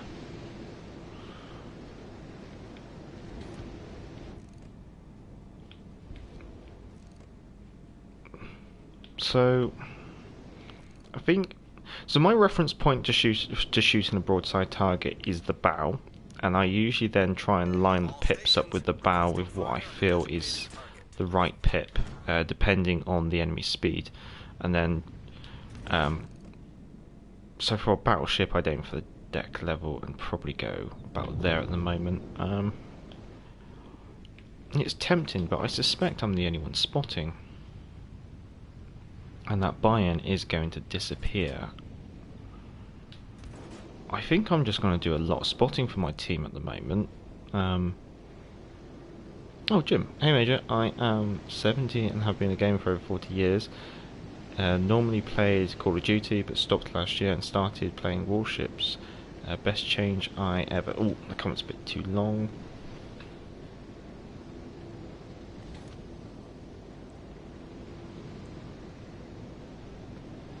Sorry. It's the best change I ever made, and you have made it a fantastic channel. Thank you, Jim. This channel started, I don't know, it's almost like a bit of intrigue that we, at the time when we started it in January this year, I guess you say we couldn't quite find a content creator that I enjoyed to follow. And amusingly, I don't know if there's any British content creators out there. Well, there's none that I know of. George, but the natural enemy are different. All the tier 7 DDs are real killers. It means that the Akatsuki can handle herself at tier 6, but the kangaroo is very... I'm gonna have to read that again, complete comment, but I can see what George means actually. If there's not a massive difference between the destroyers, then but there is a massive difference in the enemy, then that can be obviously a big change. I'm trying to see, so with the high explosive, I'm trying to see if I can get penetrating hits. At the moment I'm just getting lots of shatters.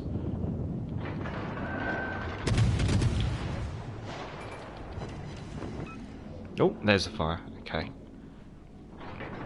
Stumpy agreed, nice to have a British content creator. Well, officially I'm not an official content creator as yet.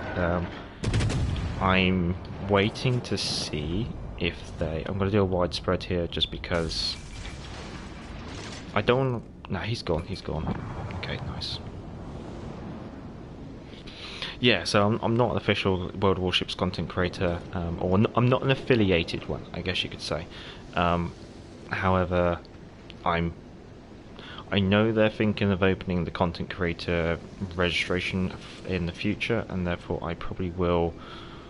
I'll look into it to see what it's like. Yeah, the kangaroo has really good rudder shift. Mine's 2.7, and I don't use things to boost it. Okay, thank you for letting me know, because that's something I'll bear in mind when I come up against a kangaroo. I found... Was it the last season of Ranked where we had to play tier 6? I found that Akatsuki's... A lot of people were playing them, and I killed a lot of them. I think I played the Cossack and the Jervis, so my usual trick was to try and position myself, so it means the rest of the enemy team couldn't see me, and then usually wait for the Akatsuki to push too far ahead. Therefore I could engage the Akatsuki without being targeted by the rest of their team, and then I was able to... I know this is probably a little bit brave. First time spotted this game, but the guns they do hit hard, but the DPM isn't that great.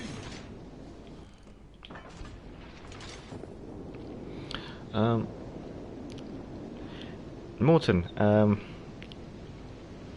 in regards to being a destroyer player, I do play destroyers a lot. I do enjoy cruisers as well. Battleships are obviously my weak suit. However, I'm sure there's stronger players who play destroyers out there than me. Well, we will use this. I suspect I'll do all that. I'm just going to try and get out of here. Oh, good night, Jim. Have a good night. Thanks for watching. Much appreciated. I am detected by sonar. I have to run. Run,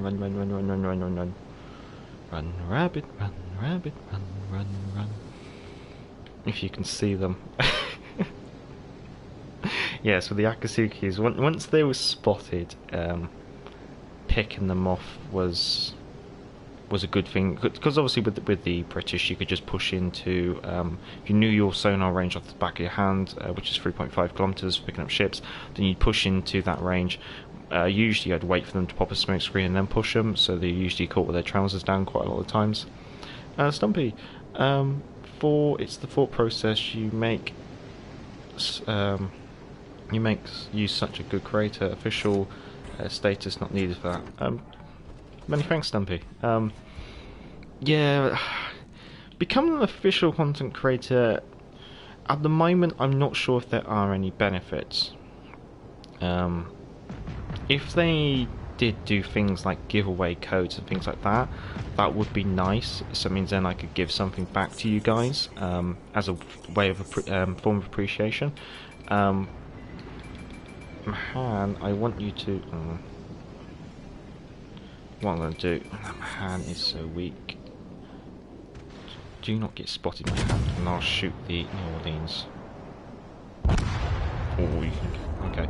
Well, my aim here is to keep the New Orleans reset. in order to stop them capturing, but at the moment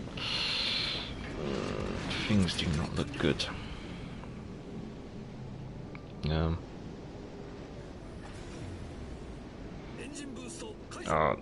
George, you're putting a lot of faith in me by saying that this is a good gameplay in a Japanese destroyer, because I really don't play him that much. I'm just going to try and reset the New Orleans one more time, just to try and reduce their capture rate.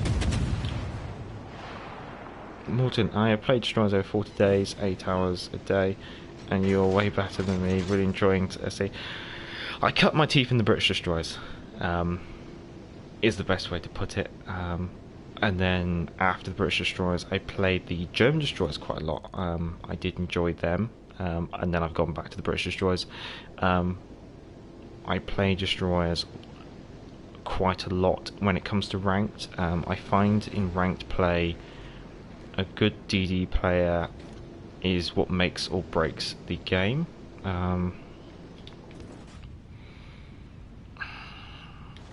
You know what? I think that New Orleans is going to just try and be a bit clever. What's their two destroyers? So they got an Akatsuki and Nuremberg, which should have really decent sonar as well. Oh, the Nuremberg's off to my left.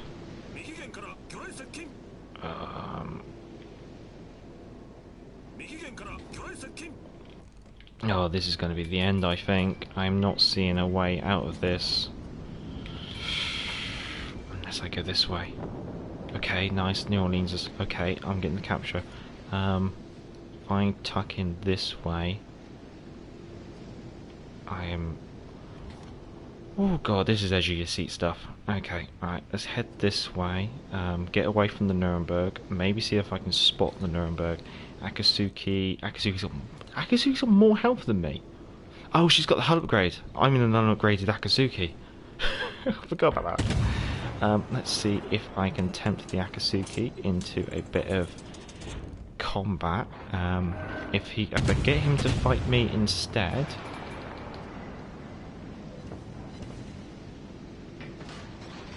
Okay, he should really shoot me, because if he doesn't shoot me, then we capture. And then we obviously get the advantage again. Okay, that was silly of the Akatsuki not to shoot. Right, because now I'm going to get over here and see if I can put myself between the enemy Akatsuki and our battleship in order to try and spot torpedoes coming in. And hopefully our battleship can then focus on the Nuremberg. Nice. Okay, the Arizona just needs to run now, and I'll try and cover his retreat, because I'm quite happy to try and 1v1 the Akatsuki. The usual downfall I find with some Japanese destroyer players is that they focus so hard on trying to get their torpedoes out in combat that they don't shoot, and because they don't shoot, you just take advantage of them for a while. So he's probably fired loads of torpedoes, so now I'm just going to start changing my gun sides. And I'm just going to see if I can just change. Yeah, so there's the torpedoes, so he's just gone and wasted all his torpedoes. Alright, I've now got no reason to not charge him.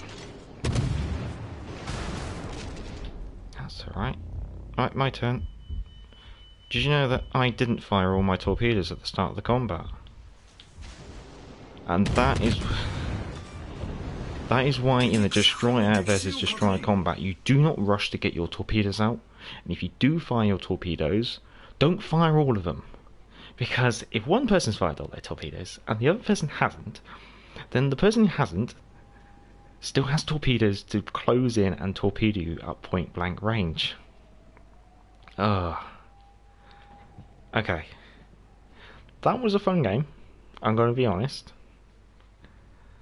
So that's an unupgraded Akatsuki. I wasn't really expecting to do that well when I went into the game, I'm going to have to be brutally honest. But yeah. So I can play Japanese destroyers if I put my mind to it, but I do prefer other destroyers. I was expecting to get absolutely slaughtered in that. Right. Any Stumpy? Any recommendations for people not playing for premium?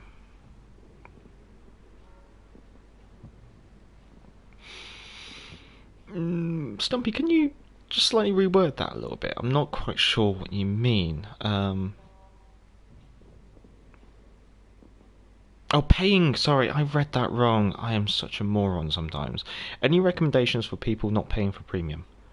Um, in regards to getting hold of premium, or just in general? I think in general, premium is obviously the best way to go if you can.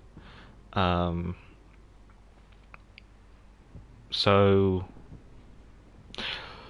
if you play every day, then I'd probably recommend premium. But obviously, don't go just buying it as it is in the store.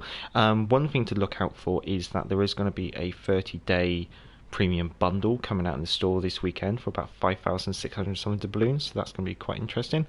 Hi, Rados Hopper. Just getting on with the game and progressing. If you're not going to do well, get premium where you can. If you don't want to pay for it, then probably look into using in-game campaign currency to probably buy a couple of days every now and then when you need to. But apart from that, booster flags is the best way to put it. I mean, let's kick KG5 up, but you can just see it. I'm an absolute hoarder when it comes to flags. So then I use them when I need them. So I usually save my credit booster flags for like tier 6 and 7. XP booster flags I only really use when I need to grind out commander XP or grind in a ship. I'm quite stingy, so I just hold on to them. Generally, premiums are high risk and high reward ships from Jord. I think so. Premium ship is nice because obviously it does earn you more when you play that ship, but it is limited to that ship only. And so sometimes, if you're initially getting into the game, it's probably better to recommend getting days premium rather than recommending getting a premium ship.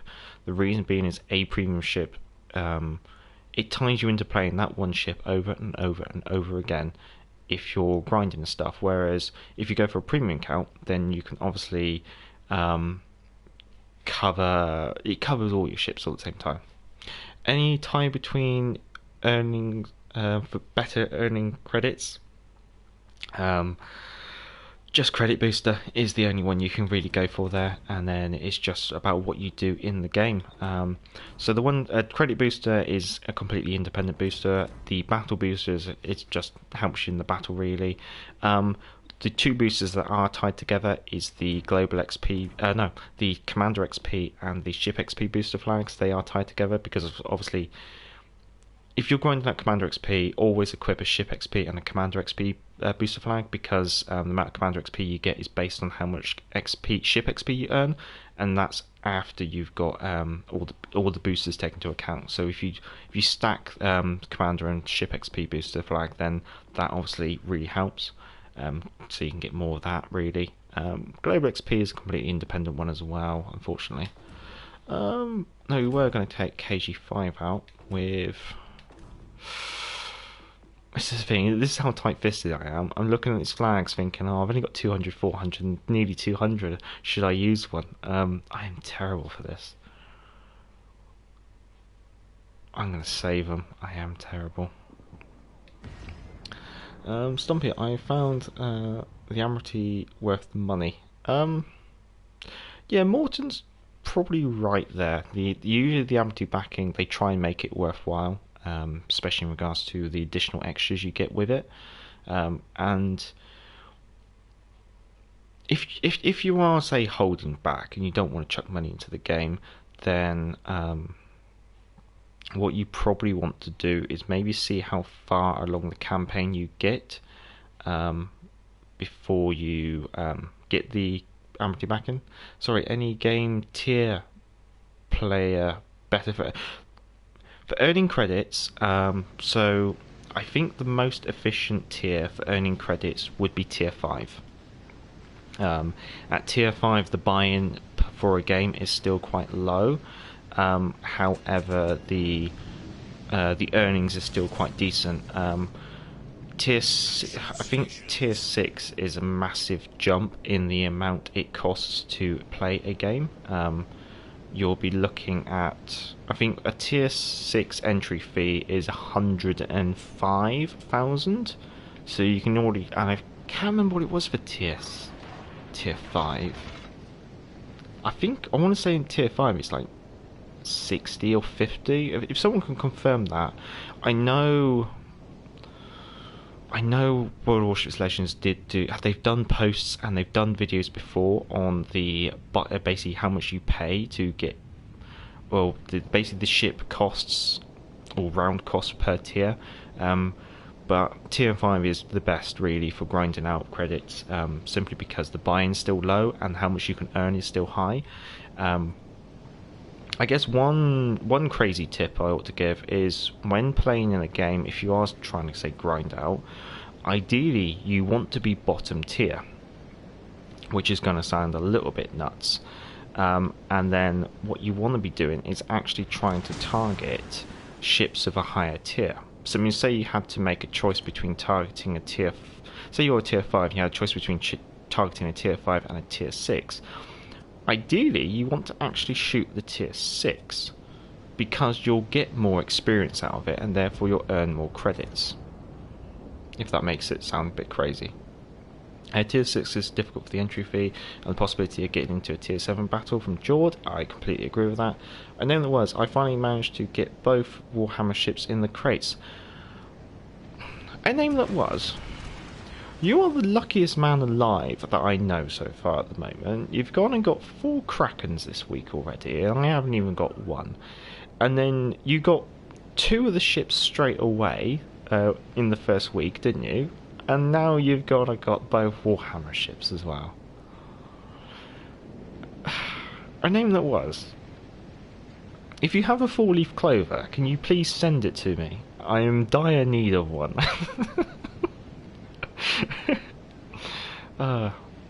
It's been a while since I played KG5 and I'm not used to this commander build because I used to use Jericho, so I'm not used to being spotted this far out. I might have to look into an alternative commander for KG5. Strangely, okay, I've gone right. I'm actually pushing the objective. This is really strange for a battleship to do. I think I've missed someone's comment, haven't I? If I have missed someone's comment, can you just repost the comment? I think I may have missed one. I think it was. No, the Warhammer was costly to me. That was not luck. Oh, okay, so it did cost you quite a few crates to get there. Oh, fair enough.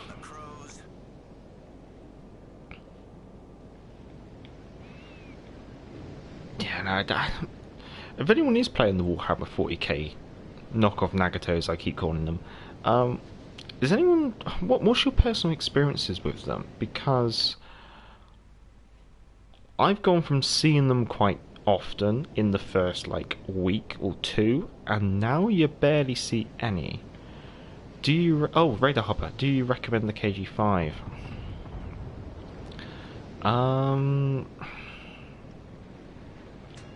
I do. Okay, I'm gonna have to add a bit of a clause here, Radar Hopper, in regards to the KG5. I have really enjoyed the KG5 historically, and I have found she's managed to get me the highest damage game I ever got. I think I got to 197,000 in the KG5, so that's the highest amount of damage I've ever got in a game. Ironically, I didn't record it, which is very irritating. However, I haven't played the KG5 in the recent environment, and things have changed with the introduction of new ships and stuff. So I still think she's good, but because I haven't played her for quite a while, you're going to have to take my opinion with a little bit of salt, because obviously the environment has slightly changed. I mean, maybe I might start looking into the British battleships and maybe just get them covered off for the channel, and also that would allow me to revisit them, because in recent times I've been slightly distracted with playing British cruisers and the Russian cruisers, Russian destroyers, Russian battleships, and the American light cruisers. So I haven't really had the time to play British battleships much, and usually I just find I'm playing the British destroyers and British cruisers. Oh, go on, Nuremberg, go forward. Morton, I noticed that the oh god, that just jumped. Let's see. I will have to get back. I played against them, and they can even manage in tier 7, but the Queen is the Monarch. Okay, so we definitely have someone who enjoys the Monarch. I got Argus the Cold to Legendary 2 already because I got a bunch of duplicate crates.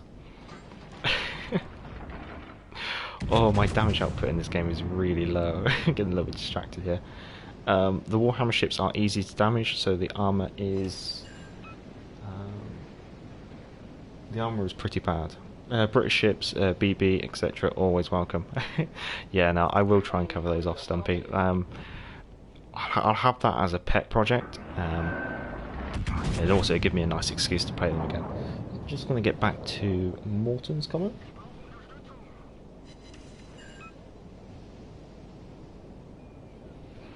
Okay, Morton, I'm sorry, I just got to your comment. Basically asking in regards to comparisons of target acquisition mod versus concealment mod. I wouldn't recommend the target acquisition mod on ships unless it's like you don't have a choice. So like with most tier 6 and 7 battleships, you have to take target acquisition mod. It just is what it is. So when it comes to other classes of ship, like say I will put that out. Oh good my lord, my team has melted. So in destroyers I'd go concealment, in cruisers it depends on the cruiser. Okay, I will pick on that Pensacola. I'd be a stupid man not to. Why is the Pensacola... This is the thing, the Pensacola should just run away and hide, because then he's not going to give our team points. I mean, we are literally on the edge.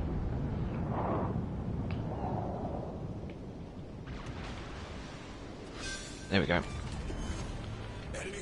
Right, I don't want to charge in there too quickly. DeGrasse is just going to burn me to pieces. The Colorado is really punching me quite hard. That's because the Colorado does have 16-inch guns, and also I am at a reasonable range. Ideally, what I'd like to do is actually kite away from the Colorado, because their whole team is coming back. Oh no. Brave Sir Robin. If I can kite away from the Colorado, but I have to offer a bit of broadside to the Colorado, so I need to turn as quickly as possible and hope. And he doesn't shoot. Now I'm going to ignore that first fire from the DeGrasse. Here comes the volley from the Colorado. I will knock that repair party on though. I think the Colorado whiffed most of it. The line's tempting, but I can't angle against the Colorado. So here I'm making the decision to break off against the Colorado,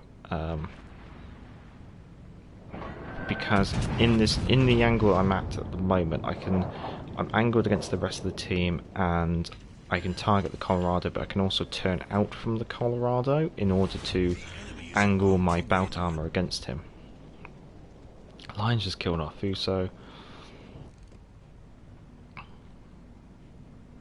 So now at a range where I'm thinking I might want to try and consider actually chasing. So I'm going to change my gun side.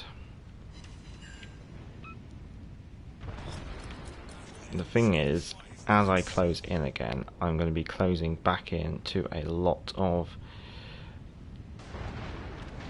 damage coming from the team. Why not AP against the Colorado?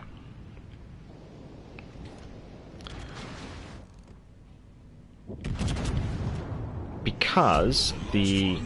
Oh, it's just me now. Well, I get to... Well, I might as well sail into the jaws of the abyss and hand myself over. Oh no, the game's going to finish soon. Why not AP? So KG5 has only 14-inch guns, so I won't go into the politics behind that, but because they're 14-inch guns, they do have... And also you've got British AP. So you've got small caliber guns, and you've also got very small fuses. Okay, got rid of him. Might as well check the plane up, you know, you never know what happens.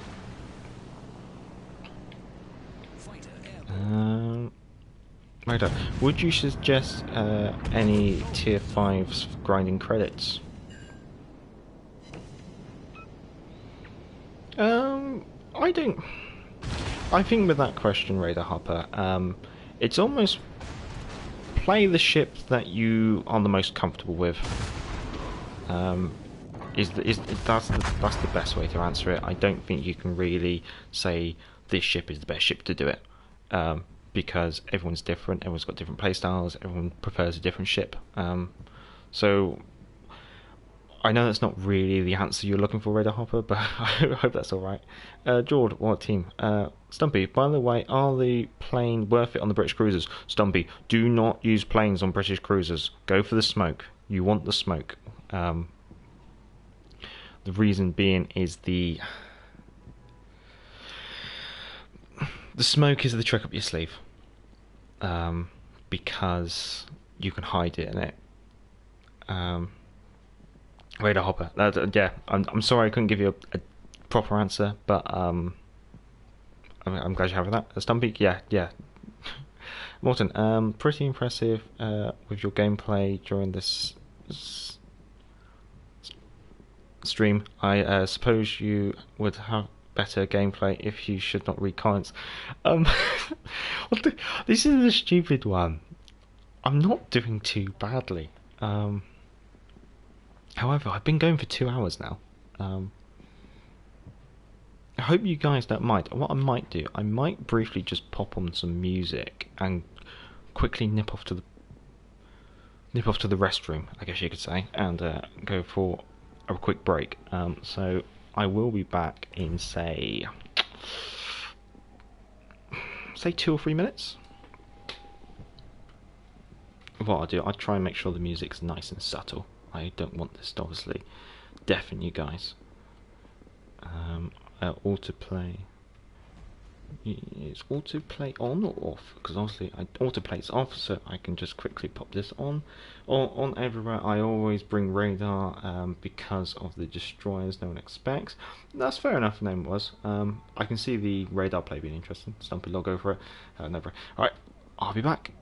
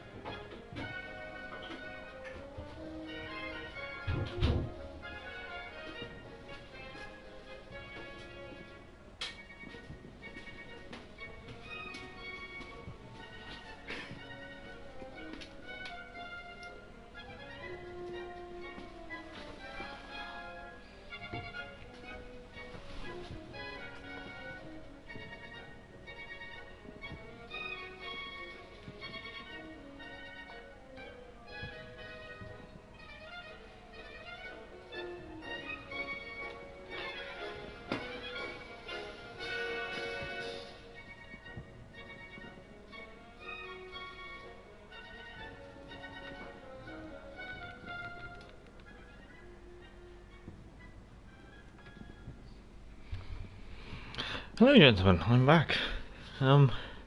Yes, Bridge of the River Kwai, Colonel Bogey's March. Yes, I have a very large drawer of war films. The older the better, I definitely would say. Although, isn't Greyhound coming out soon? Starring Tom Hanks. If I've missed any comments or anything while I've been gone, if you could just repeat them. Sorry if I missed them. I think I briefly saw that Morton said he struggles with cruisers and battleships. That could be a... It takes a while to get your head around angling ships, is the best way to put it. It took me a good while. I do get too much of a DD head. Oh, Stumpy, yeah, you're talking about the Fiji. Getting too much into playing as a DD, yeah, no. Maybe using my DD build may make you play a little bit too much. I saw the through Bridge of the Road. I think Morton, you're talking about Bridge of the Road Kwai. That's an old film. I can't get access to my war films at the moment due to the coffee table, but yeah, it's definitely in there. George, Greyhound's coming out on the 10th of July. I really don't know what to say about how Greyhound's going to turn out. Because with some modern war films, I don't like too much CGI.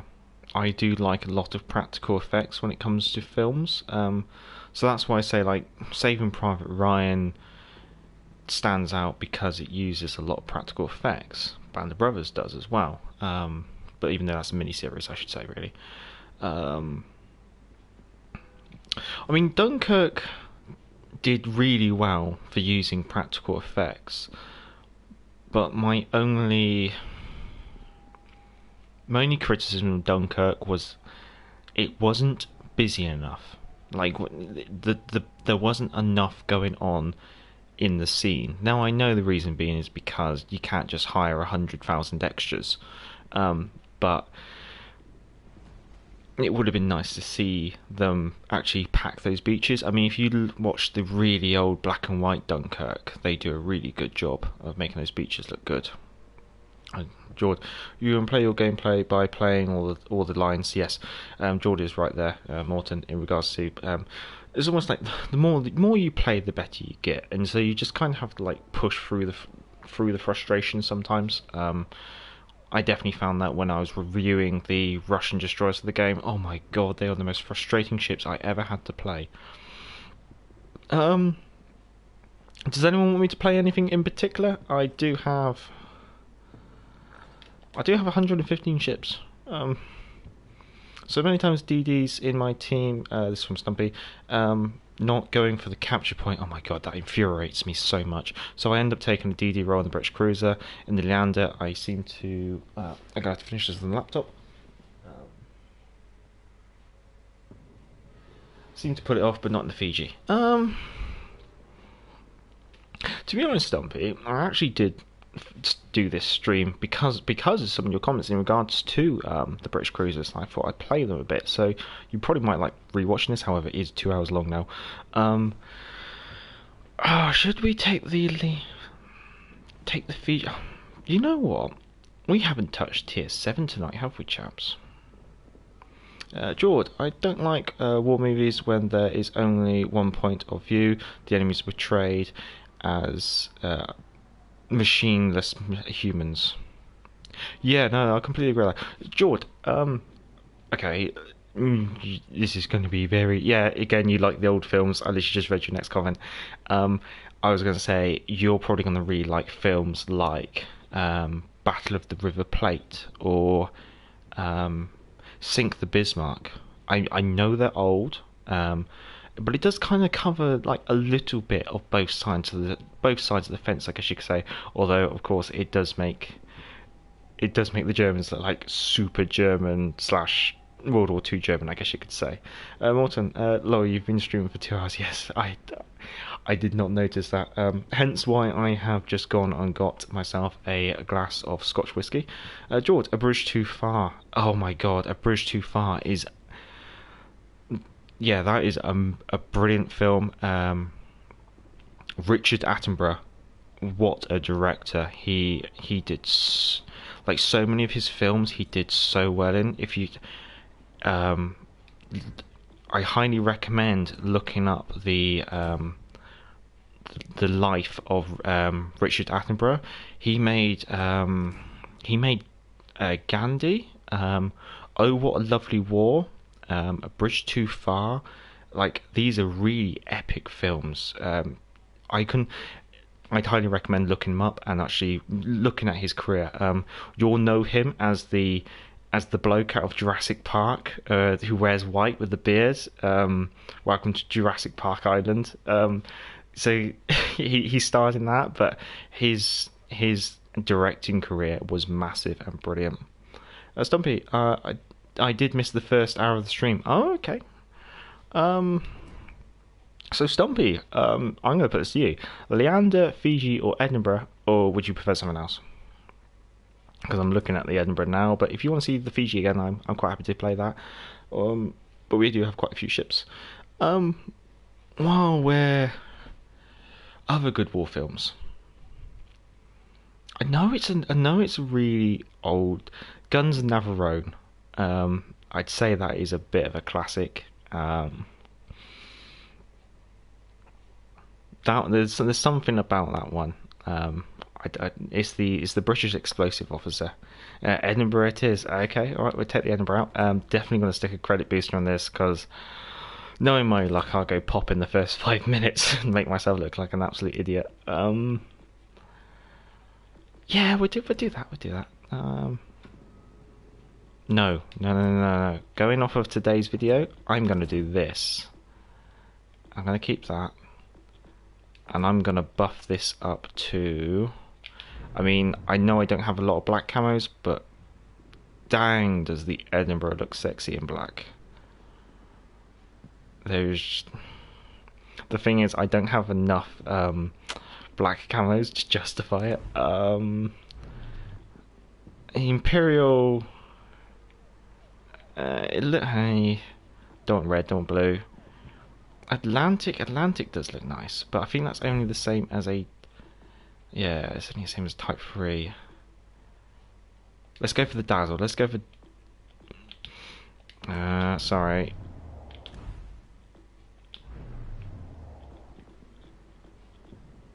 Let's go Dazzle. I would love them to do a permanent camouflage for the Edinburgh. If they did that, it would be shut up and take my money, is the best way to put it. Sorry, have you seen Battleship from 2017 with Liam Neeson? Yes, I have.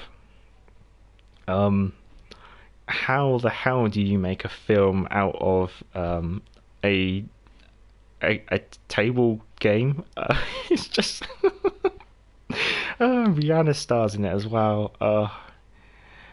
It's... I would say Battleship it's a bit like Pacific Rim, I guess you could say. It's one of those films where I'll pop it on if I want something easy and I don't want to have to pay attention. Yeah, I know Battleship flopped really hard in the cinemas, and it was... I mean, I'm not saying it's a good film. It is a bad film. I'm not gonna like try and defend it, but it is one that I do not have in my collection. My collection is sacred. However, if it's on and I just want an easy film where I don't have to really think, I do sometimes put it on. If you're looking for naval films, obviously I've already covered like Sink the Bismarck and Battle of the River Plate. I'm trying to think. One of the epics, I think, when it comes to naval films, you have got Cruel Sea, which is a really strong one. I think that show... It's quite a good film. It was quite big at the time, and it shows the... almost like what happens when it comes to the convoy escorts of the Atlantic.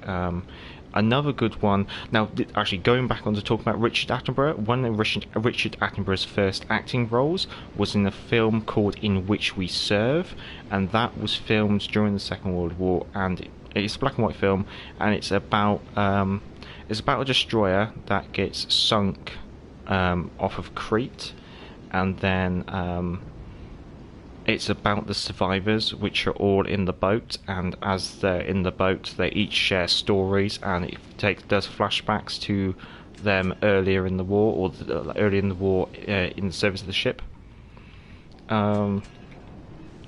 Different film. I'm gonna have to be honest, chaps. If it's not a war film, I usually don't watch it, and especially if it's a more recent film. So, talking about modern films is probably gonna be straight over my head.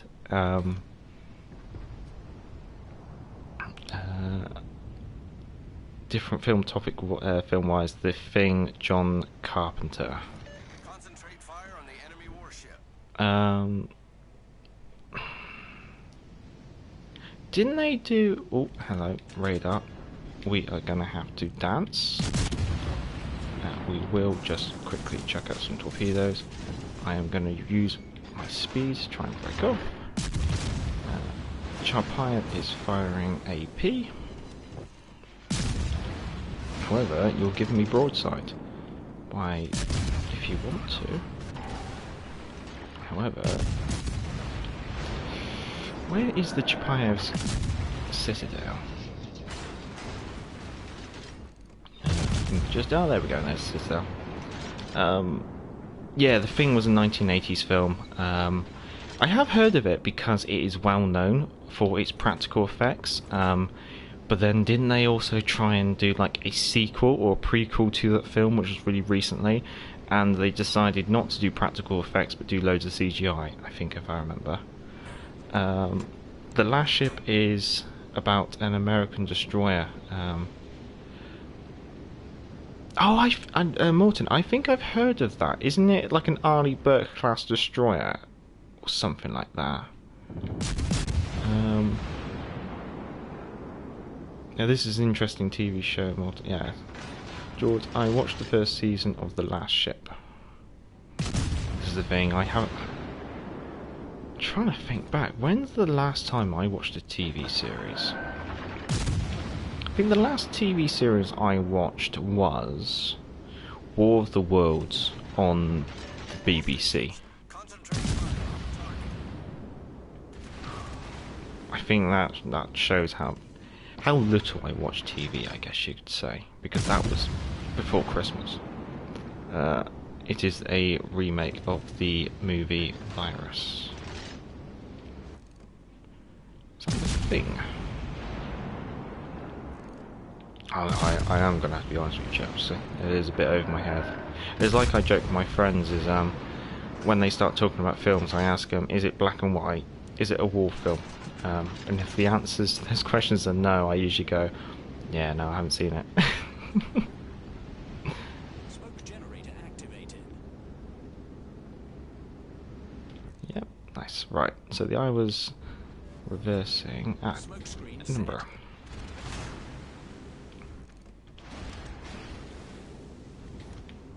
I wish someone would just stay spotted long enough for me to actually shoot them. I mean, it's there?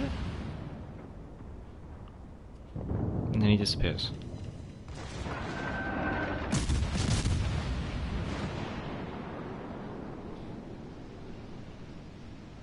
No, it's worth a chance. And someone has got a spotter aircraft up, but nothing's getting spotted at Chapayev.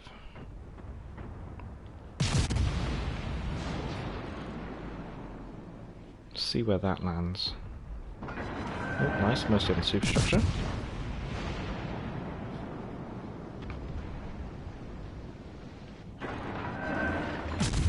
Should have the Chapayev finished off, and then we got to play with the Edinburgh.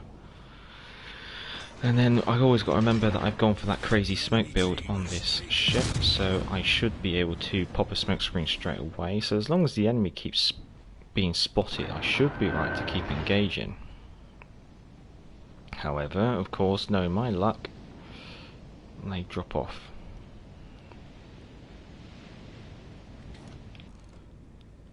about there.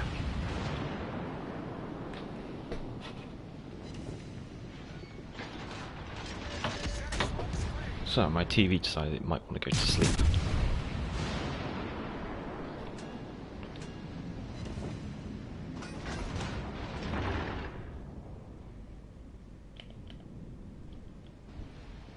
Okay, so the Edinburgh's contesting me, so I'm going to pop on my sonar. I'm going to go forward, and I'm just going to lay another smoke screen. I will use my heal as well, actually, now.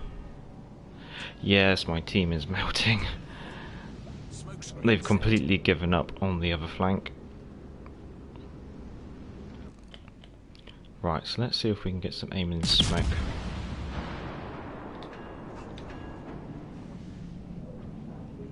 It's a bit closer than that. Heal! Yes, Stumpy. Is that because I used it then, or is it because the cruiser comes with heal? Oh, there it is. So I know the Edinburgh does not have radar because it's obviously let it smoke screen.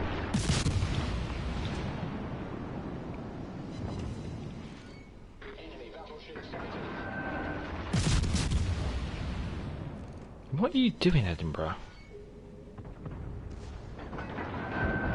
It's midnight here in Denmark, but I really enjoy my first stream ever. Oh god, that Edinburgh just got decked. Old Chapayev. Oh go on, that's tempting. First stream ever.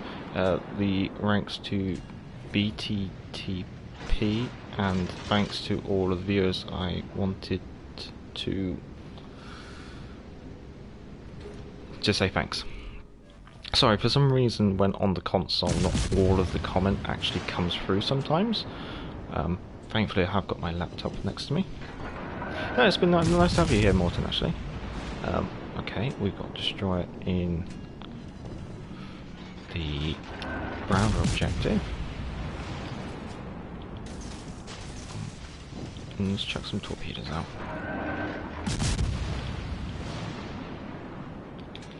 Okay, so we'll do the usual. We'll lay another smoke screen.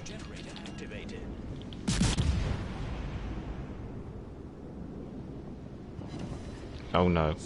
Oh no, I made a big mistake. I made a big mistake. I over accelerated forward.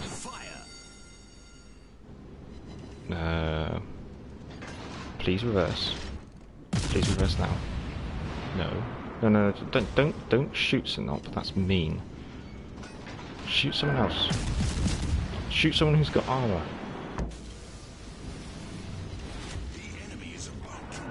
I know. Let's pop that heel off. Here comes the pain. Oh, and he whiffed. Oh no, now what? Oh, Chapayev. That's just gonna go into the cliff. Right, we're gonna have to go open water.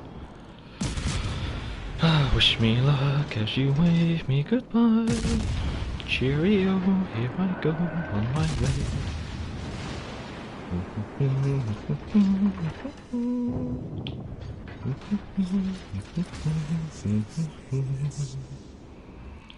Oh, come on, Chapayev. Where are you? There you go. Right, I'm gonna kill you. That's the last thing I do, and it probably will be the last thing I do. Oh my god, come on. He's such a lucky, jammy Russian. No.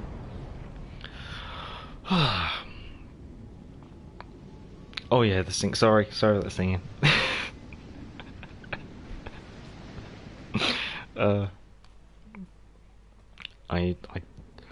Yeah, sorry.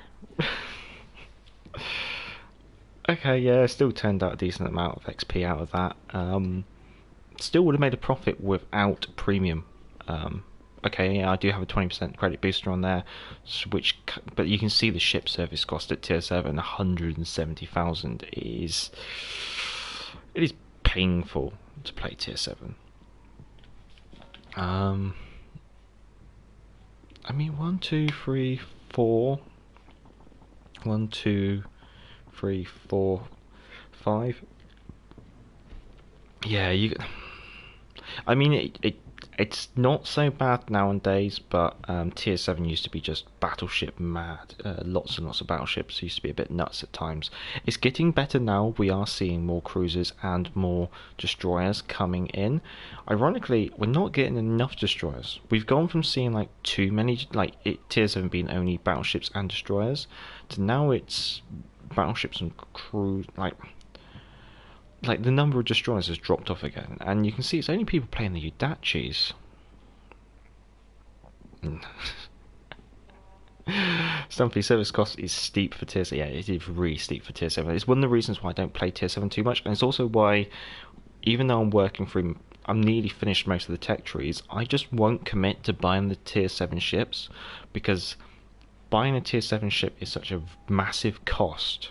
I think it's like 18 million for the ship, and then you need like another 9 million to fully upgrade it. And that's just so steep for a ship which is going to usually sometimes cost you money to play. And then, yeah. So this is why usually I'll take all the tech trees up to Tier 6, and I'm happy to do that. But when it comes to Tier 7, I'll only probably pick the ones that I really, really, really, really want to play. And then I'll just leave the rest, because the cost of buying them is just ridiculous, and then the cost of playing them is stupid as well. Draw Tier 7 with 4 DDs.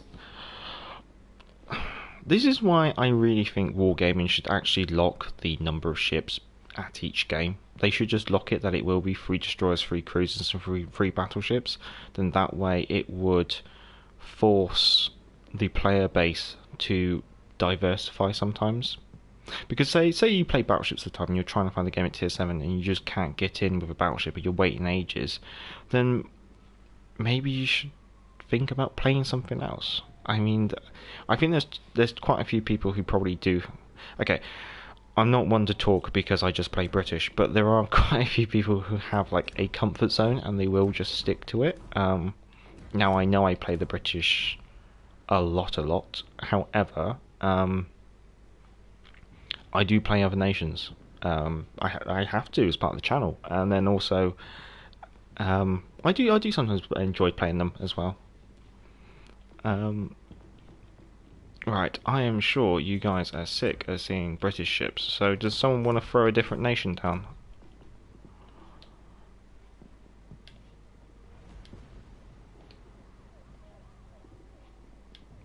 I like the way I tease you with Cossack in the background while I ask you if you would like another nation. I'll probably stream for about another 50 minutes. I suspect Stumpy doesn't want another nation. I think he's quite happy with the British. If everyone's happy with the British, I'm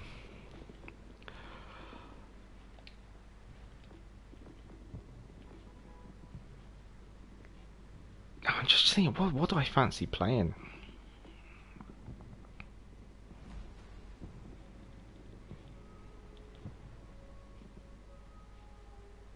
The Heretics French. Yeah, British all good all day.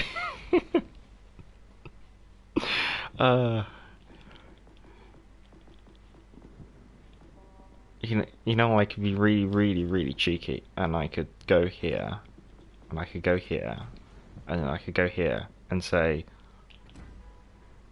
shall I play a British battleship? Because Congo was built in Britain. Because the Japanese obviously were learning how to build heavy industry at the time, and they entered into a treaty with the UK, and part of the treaty was they basically sent loads of loads of advisors up into Britain. We built this ship for them. They learnt how to build it. Then they sailed Congo back to Japan, and then they built the rest of the Congo class in Japan. So ironically, Congo's actually a British battleship. Okay, we'll play Congo. I.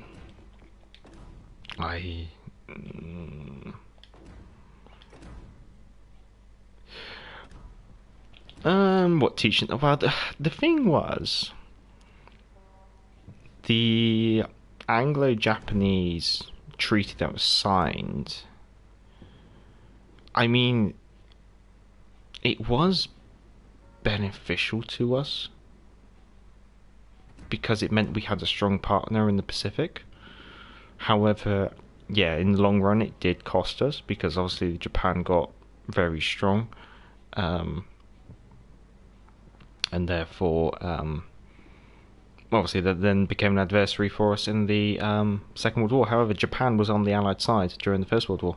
The Naval Academy was a copy of the British Naval Academy too. Yeah, with the Japanese Navy, so much of it was based off of the British. At the Battle of Tsushima, I think. The signal flags that were raised was a pretty much knockoff of what Nelson rose at the Battle of Trafalgar. Oh yeah, something's right there. So the Japanese did get the idea of Pearl Harbor off of the Royal Navy from the Royal Navy's raid on Taranto, where we torpedoed the Italian fleet in harbour. However, I have to say, the British were better at it. The British torpedoes were actually developed to operate in shallow water compared to the Japanese. So that's why I think if you watch Dr. Alex Clark, I highly recommend him. I do really like watching his. I don't watch him live, but I rewatch his live streams when I'm usually gaming. So I have that on my phone in front of me. He's brilliant. He's brilliant to watch. But he's basically said that if the British did Pearl Harbor, we would have done it a lot better. They got their T crossed Tsushima. I can't remember the exact specifics of the Battle of Tsushima.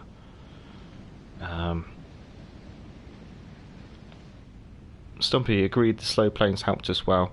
Yeah, the Swordfish aircraft. Because at the start, well, before the Second World War, the British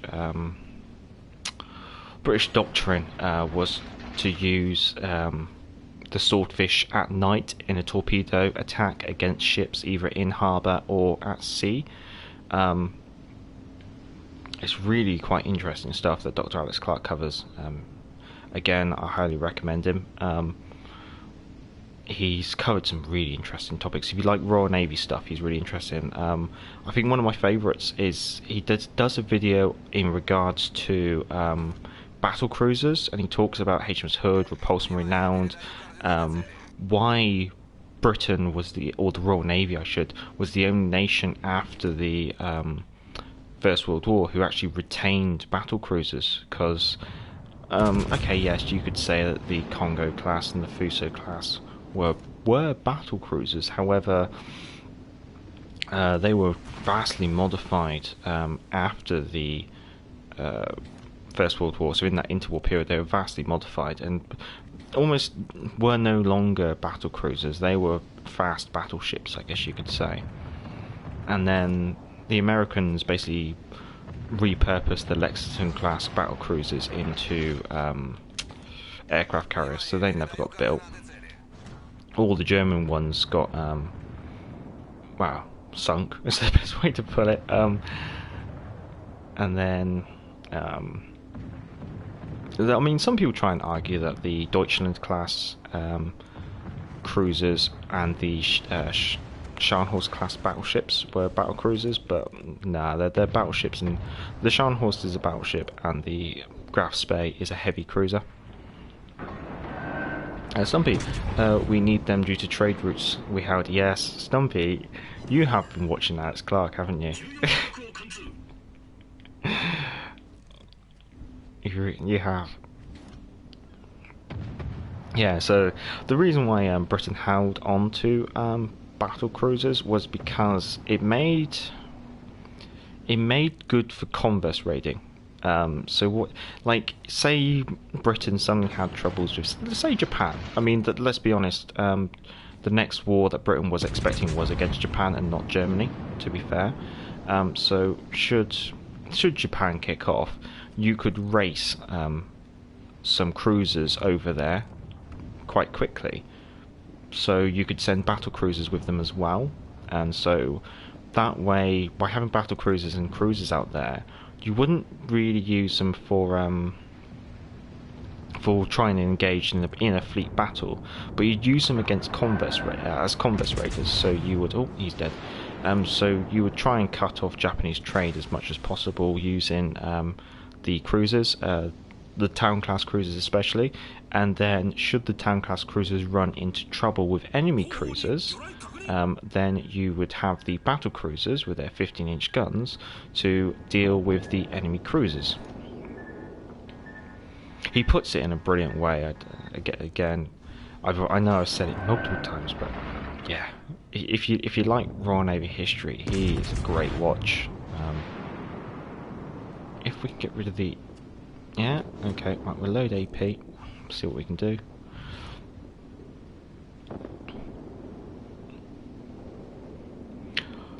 Well, this is a strange game. I think we're going to capture the base. But yeah. So yeah, that covers off that. I think most of the German fleet got scuttled in... Oh, George, Mahan vision of sea power influence of all navies between World War I and World War II. Mahan vision. I'm gonna have to look that up, George. I mean, I'm one of these people who has a very... Yeah, I know he's I know he's American. But I'll look it up. I'll be intrigued to see what happens there. There's a thing in regards to history. I have a very broad history knowledge, which means there's lots in there. The problem is I don't know something in specific depth. Well, actually, I might as well just quickly cover off a couple of... I mean, I'm sure you guys have already seen it. So this weekend there's going to be 30 days premium for sale for about 5,600 doubloons. USS Flint is confirmed to be coming on Monday. She's going to be 12,500 doubloons. And there's also going to be some packs which you can get. Boosters, flags, you know, the usual miss stuff. I think there was one more thing and it escapes me now. I am sorry.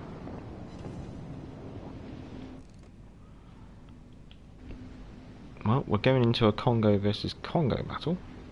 Oh, in a completely unrelated topic, I'm sure most of you probably aren't too interested, but Warlord Games have announced that Victory at Sea will be coming in August. And therefore the pre-order's gone up at your local friendly gaming store. So if you're looking for a reasonable discount on the starter kit or some of the starter fleets, then that will be there. Stumpy, the Fury of the battlecruiser, too fast for battleships and enough firepower to take anything else on. So they had armor issues with later fast battleships. Yeah.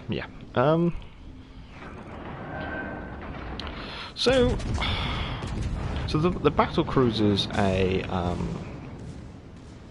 almost like a cruiser killer. So I think, like you said, it's got the armor to obviously deal with smaller ships. It's got the gun caliber to deal with smaller ships, and it's got the speed to catch them up. However, it shouldn't really be used as a capital ship in a capital ship versus capital ship combat. You can see why when you look at HMS Hood and how she suffered. The reason being is, okay, so HMS Hood had a reasonable belt armor, I guess you could say. However, in order to, because you take one look at Hood, you look at the size of her and you go, dang, she's big. She was the biggest warship in the world when she was built, and for the Royal Navy, I think she was the biggest thing ever built until the Queen Elizabeth carriers came out. So with the battle cruisers, in order to get the speed, they don't subdivide them as much, and therefore that means if they take a critical hit, like a torpedo, like a hit to the magazine or something, it damages a lot more of the ship in comparison to a battleship, because a battleship's got better subdividing. George, battlecruisers were raiders and the battleships were for domination. Yeah, spot on there. Well, at least we haven't had any disagreements. I think everyone agrees on battlecruisers. I mean, I'm going to be honest. I have a little bit of a soft spot for the British battlecruisers. I would love HMS Repulse and HMS Renown to come to the game. I mean, they haven't done it on PC, but I would have loved to have seen a tech tree split for battleships for the British, and having battleships and battle cruisers. That would be a dream. I've lost my front turret. Okay, I'm just going to use high explosives now. Yeah, that'd be something I'd love to see. Agreed. Also, we have no air cover when the Royal Navy went to the Pacific.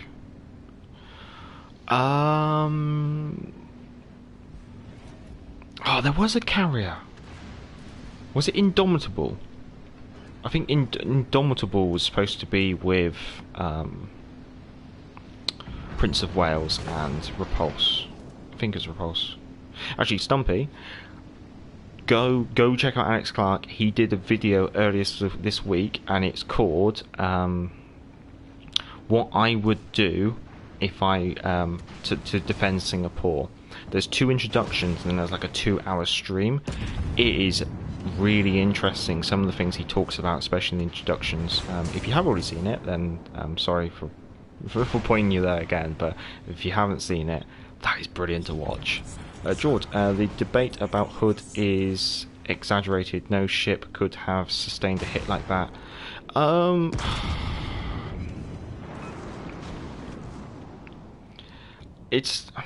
I think if the magazine detonation happened on any other ship, then yes, no ship would survive that.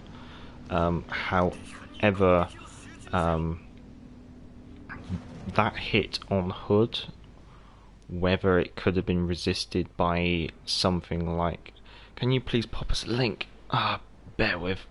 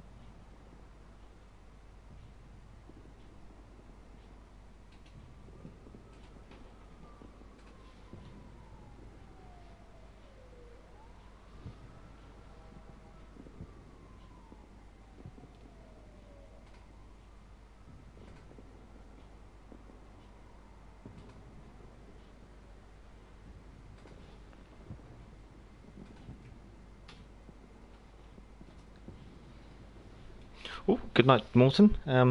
Thanks for watching, much appreciated. Stumpy, there's a link to the first introduction, and then there's a second introduction, and then there's like a 2-hour stream about what he did. Oh, fair enough.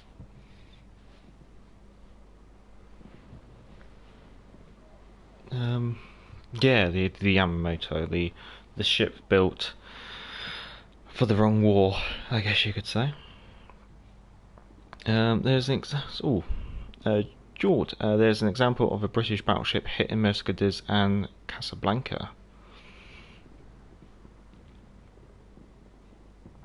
Oh.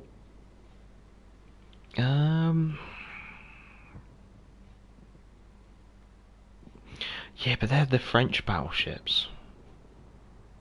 I don't think. Yeah. That's what I was about to say. French. So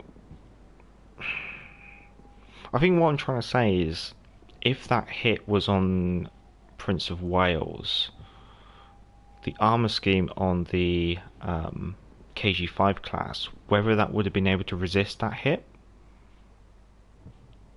Because the problem with Hood was that her armor system was set up for contact AP fuses, which you used to get in the First World War. So what would happen is that when the shell hit the first layer of armor, the fuse would start counting down. So the idea was that the shell would go through the first layer of armor, and then it maybe the second layer of armor, but it would detonate before it hit the third layer of armor. So therefore, the armor would stop it going to the magazine because it was multiple layers of thin armor, a bit like spaced armor on a tank. Whereas in the Second World War, you're looking at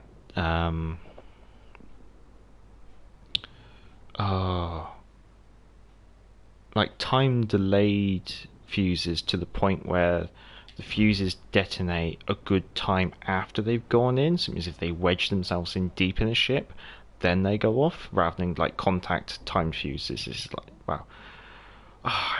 There's definitely. I'm trying to explain it. Basically, the fuses, I guess you could say, were longer on the longer time on the later war in the Second World War fuses. So it means when they did punch through the armor and hood, they had that opportunity to go through multiple thin layers of armor and rest. It's deep in the bowels of the ship before detonating, whereas like an earlier shell would probably go through the first layer of armor, maybe the second, but detonate before the third and fourth, and therefore not get to the magazine. That was the downside of Hood. And she was already overweight. There's a reason why she was called the largest submarine in the Royal Navy, because her rear deck was always awash with water.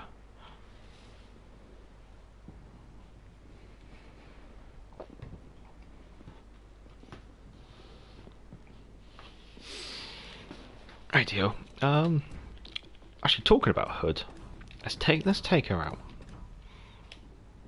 I played something Japanese. I played 2 Japanese ships tonight. I've spoiled you with other nations. I have, honest.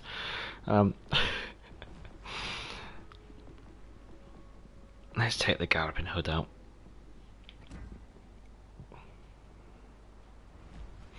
Yeah, when it comes to Victory at Sea, I am looking forward to having a HMS Hood model. There's always just something about her. She is very, very sleek.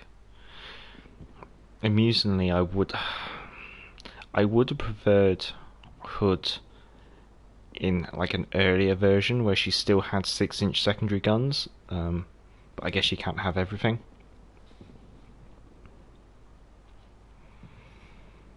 Oh, she's got those rotatable rocket projectors as well. Oh my god, they were so useless. Where is one? There you go, in the centre of the screen. Warspite class and lucky ship. Okay, we'll take Warspite out. Where is she? There she is. Let's pop that on. Leave everything else. Yeah, Warspite is nice. There's a reason why when it Victory at Sea, the British battleship that comes in its own separate pack is Warspite. It's always amusing to think of the Prince of Wales. No, not the Prince of Wales. Sorry, Duke of Edinburgh.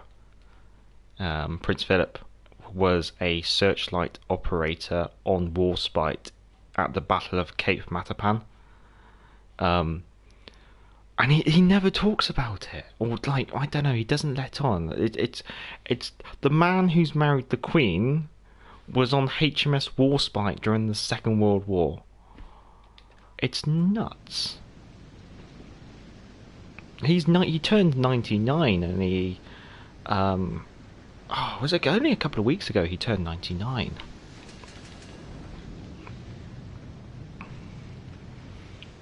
Oh yeah, Warspite was a lucky ship. I mean, she got hit by a Fritz X rocket, and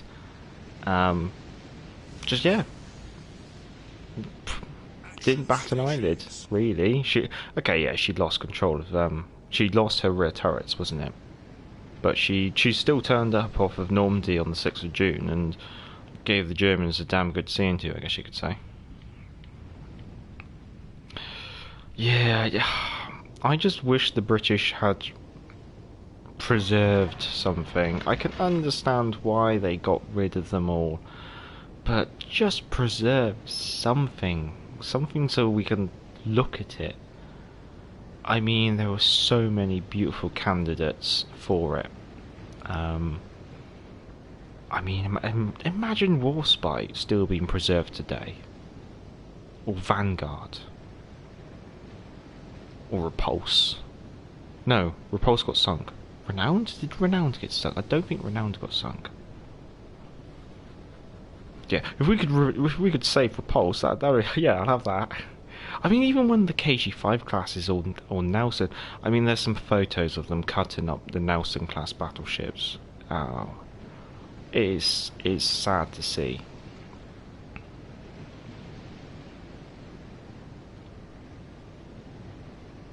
Well, the amusing one is if you go to the Imperial War Museum in London, they do have 2 guns from the R-class battleships out the front.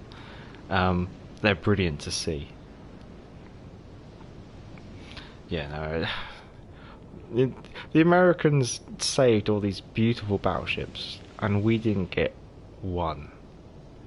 I mean, we were lucky to get Sheffield. No, not Sheffield. We were lucky to get Belfast, I guess you could say, because basically it was a coin toss between Sheffield and Belfast as to which one was going to be preserved as a. What the hell is the enemy team doing? Are you seeing the giant cluster of ships on the map? Oh, good lord. Jordan, guys, very close to getting the Baltimore, but should I save it for the Cleveland? Jordan, I have no idea how. I haven't. The Cleveland's not out yet, so it's very hard to make an opinion on it. The Baltimore is a safe ship to go for. If you know how to play cruisers, then Baltimore is a safe ship to go for. Especially since their armor's been buffed. I don't know what the Cleveland's going to be like. Stumpy, we do have Japanese. We do have a Japanese British. Oh yes, the Miska. Oh, I'm probably pronounced that so badly. But yeah, Miska is a British-built battleship, and she's preserved in concrete in Japan, rescued by an American as well. I've got the destroyer here, haven't I? Oh no, I don't have the destroyer. Ah, cruiser, hello! Okay, you're going to hide behind there, so there's no point. KG5, this is going to be interesting.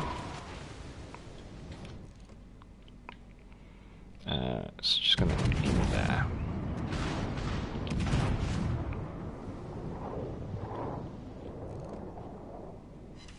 Ooh. Okay, so we've done 5,000 damage on the KG5. I am going to keep turning out to the right. The reason being is I don't want to be closing in any closer to the giant ball of doom in the centre, because the amount of DPM they're going to bring to bear. But also I'm seeing that my entire team has moved over to Alpha, and I'm the only one over here. So whatever I do, I need to almost keep my distance. Just make sure I don't potato into that cliff.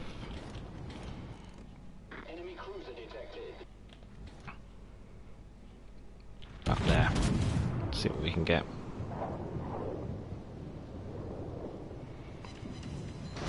Yeah. So Jordan, if it comes, I wouldn't know which one to get yet at the moment. I would say probably save the credits for now and then work out what to do.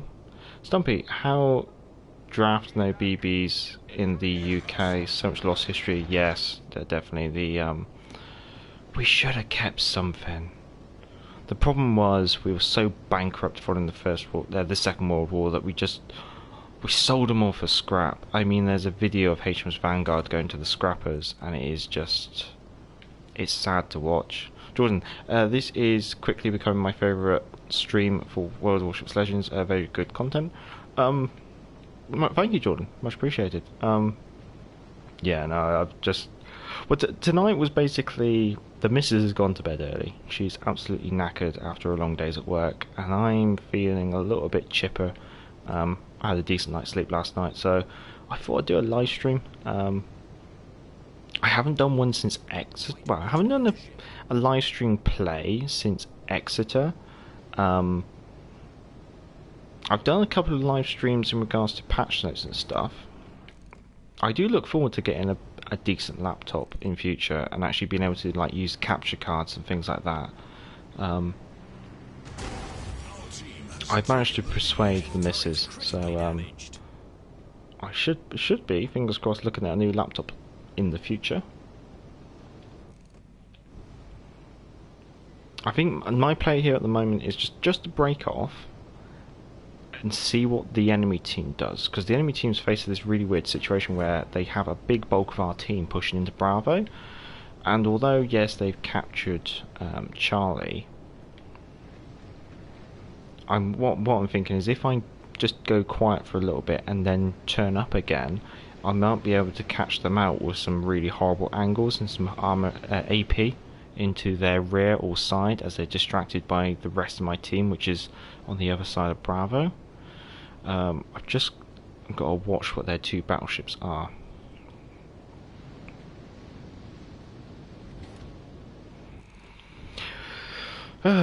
So talking about preserving a British battleship, which one would be most ripe for preservation? Well, you're going to have to write Rodney off, because Rodney leaks like a sieve. I know it pains me to say it, but I'd say you probably got to write Warspite off. Following that Fritz Xbox hit, she's not going to be in a decent state in order to preserve. I'm sure that they just filled the bottom of her with concrete to reinforce the bottom, because the Fritz X rocket went straight through her.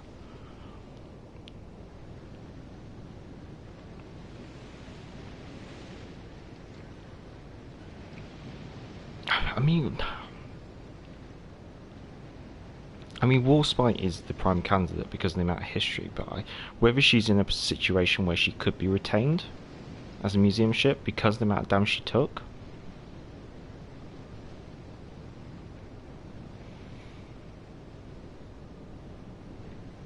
You want something that's been looked after and had a nice career.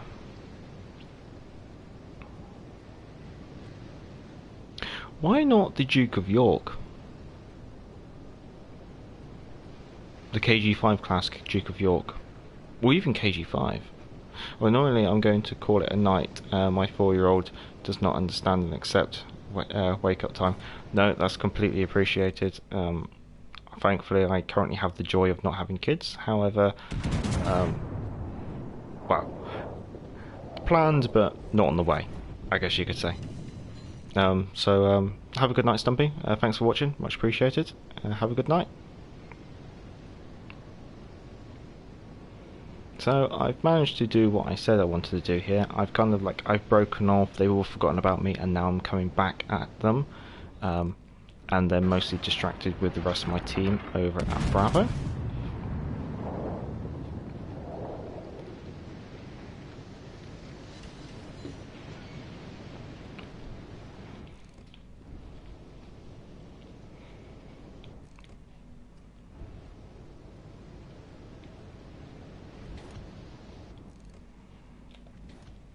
Jordan, did they buff Vanguard?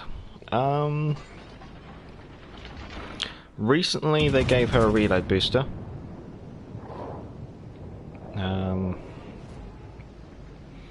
And not so recently, but like since the game's been released, yes, they have buffed Vanguard quite a bit since she was released.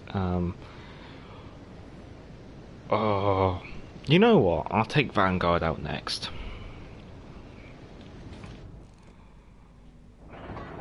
But yeah, Vanguard has had a lot of tweaking because people do find her be a bit subpar, but that's because she is,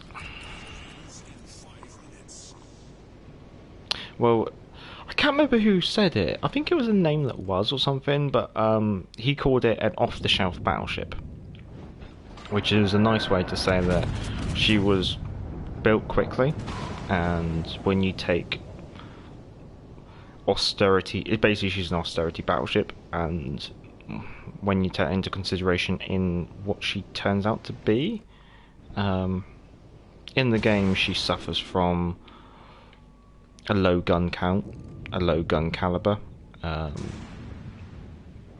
that means that she's not as easy to play as some of the other nations. I mean, with the French, with the Richard Lou and the Jean Bar, you literally just point your nose at whatever you want to shoot and play it from there. You don't have to think about anything else. With the Iowa, you've got such long range, the plan is to... Oh, it wasn't you? No, okay. Sorry, it was. I remember someone mentioning it. I can't recall it off the top of my head.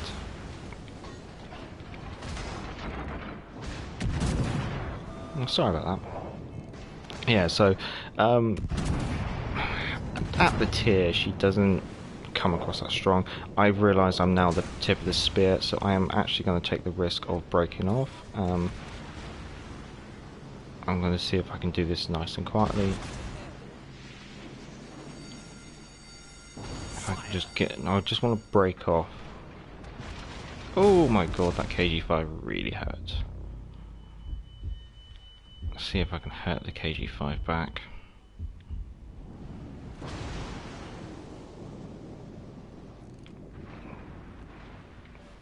Get those two. I'll put that fire out. It's a bit dangerous, but I really do need to reduce the amount of pain I'm taking. Sorry about that, chaps. Got a little distracted and probably pushed a lot harder than I should have done. I should have probably turned off, probably back here. Instead I left it too late and moved a bit too far up. Well, it could have been, but if I did, it was a different phrasing. It's gonna bug me now that someone said it. Someone said it. Let me just quickly double check, because it's on the Vanguard Let's Play. It was a very good comment. How long ago did I do Vanguard? It's got to be before Exeter. There's the Aoba. There's the Pensacola, so it's before that.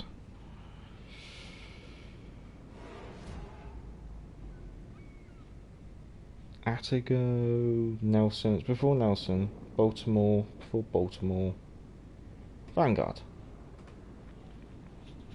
Here we go, who said it?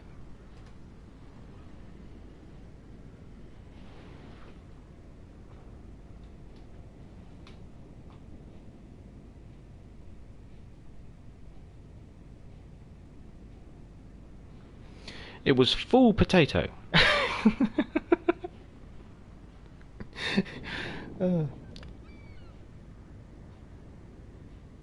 Yeah. There was a discussion on one of the comments, and there was someone called Full Potato. Oh, duty calls. Good hunting and good night. Good night, George. Thanks for watching. Much appreciated. I still came first in the team, and that felt like a terrible game.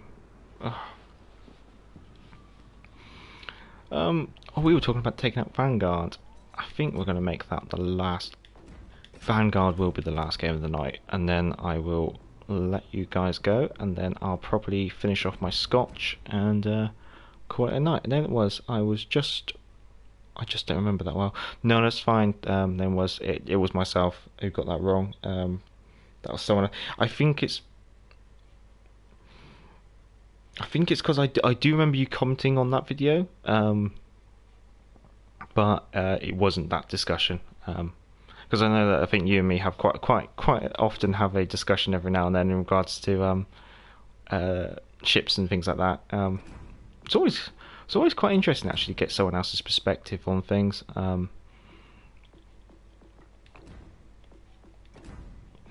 You're just very lucky with your Krakens. I'm still jealous, very jealous. I think I already said it, but good night, George. Thank you for watching. Right, let's take Vanguard out and So things they did to Vanguard, they made her sit slightly lower in the water, they reduced her citadel lower into the water, they've changed some of the shell properties, and they've given it a reload booster, pardon me. So they have tried to make her better and competitive at the tier. Just trying to think, do I want to be using Nelson?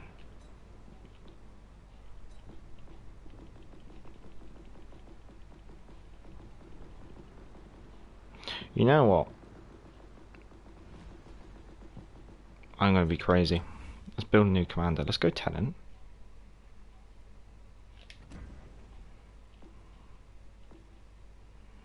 Yes. No, I don't want that.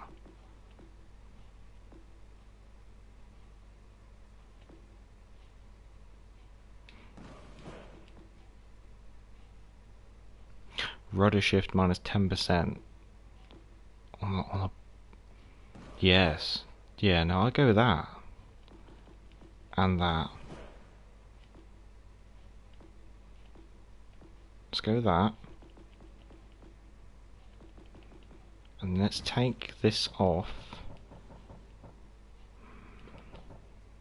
Who am I thinking? I'm thinking Jujard.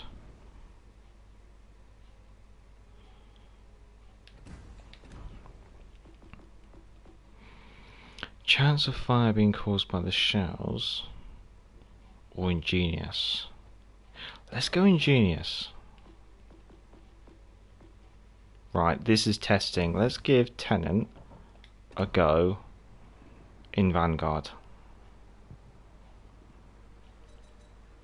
Steering gears. What's this one? Yeah, no, I agree with that. Agree with that. Let's give that a go. Because that's the thing, I find it difficult to. I don't like reconfiguring commanders all the time for a different ship. I kind of like to say this commander does these ships, this commander does those ships. That's why it's like I kind of have Vane does destroyers, Jericho does premium destroyers, Tywit does light cruisers, Bruce Fraser does heavy cruisers / cruisers with HE. Nelson, Madden does my brawling battleships, but then I use Nelson for some of my other battleships as well. But I don't know why, I kind of feel you want to have a cruiser commander in Vanguard. But Bruce Fraser's already preoccupied. I used to have Bruce Fraser in the Vanguard because it used to make a lot of sense because you could really maximise your AP penetration, because you do have that issue of British AP, and then also you've only got 15-inch guns at tier 7.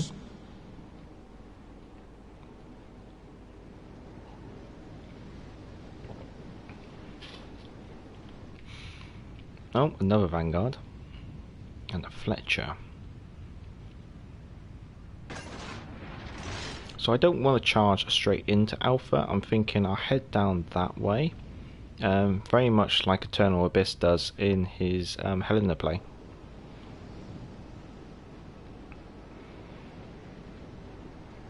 But what that does mean is I'm not able to cover the Fletcher. Just thinking, is AP the right shell to load?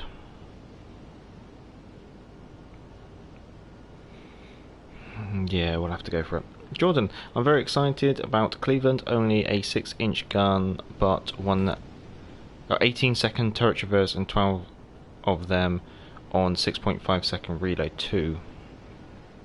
Yeah, no, Cleveland does look interesting. Right, oh, damn, missed the chance. Yeah. The thing is, I think Wichita is going to be really quite interesting too. I think a name that was hinted at a possible commander build for basically what I call USS machine gun, where you have the 8-inch guns on maximum reload time reduction. What is going to happen here? I've got a Ragnarok and a cap. Was it in New Orleans? Yeah, it was New Orleans. Ragnarok and oh my god. Torpedoes dead ahead. Torpedoes direct front. Okay, so I got a Udachi here. Oh, and he's got a torpedo reload booster, so he's got to be way out here.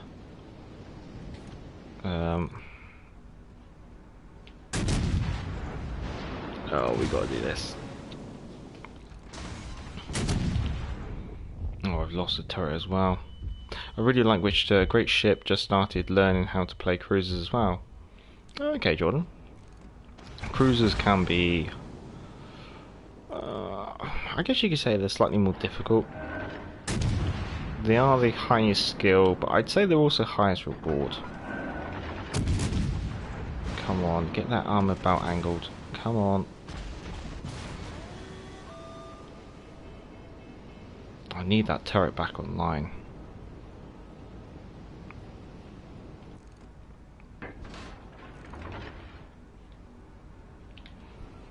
Oh, bloody hell. Right, I'm going to hit the repair party, but these are 20,000 damage each. Jesus Christ.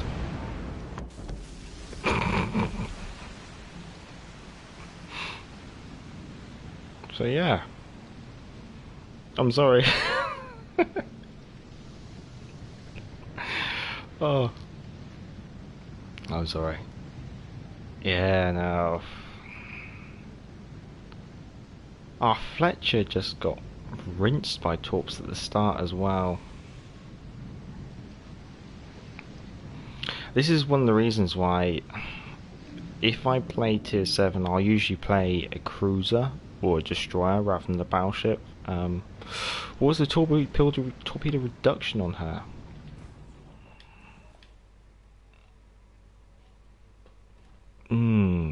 Let's have a look.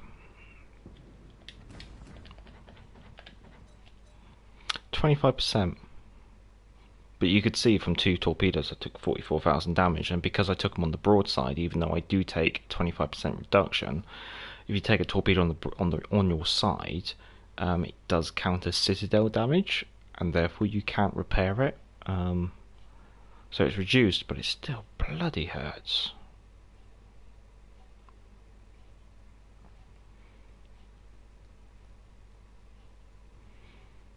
Yeah, that's why. I think if you're going to get to tier 7, I'd firstly recommend get a tier 7 destroyer first. Then maybe go for a battleship, and then maybe go for a cruiser. Because what you'll find is, like, the destroyer would teach you one thing, the battleship would teach you another thing, and then the cruiser is basically taking what you learned from the destroyer and what you learned from the battleship and applying it as a single unit. God. I got time for one more, I think. I haven't taken lightning out for a good while.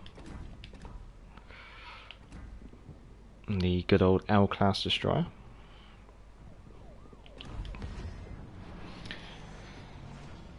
Let's see what we can turn out of this before we call it a night.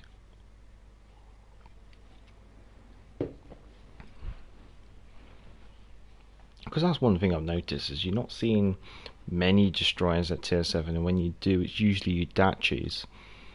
And so I can understand why some people may be saying, oh, the Udachi is overpowered, but when it's the only destroyer in the game, which is mostly populated by battleships, I mean, destroyers are meant to kill battleships. Jordan, I'm going to head out for the night. Have a good one. Looking forward to more content for sure. Thank you, Jordan. Thanks for watching. Much appreciated. I would say thank you to everyone who is tuned in as well, actually. Rightio. Last game of the night.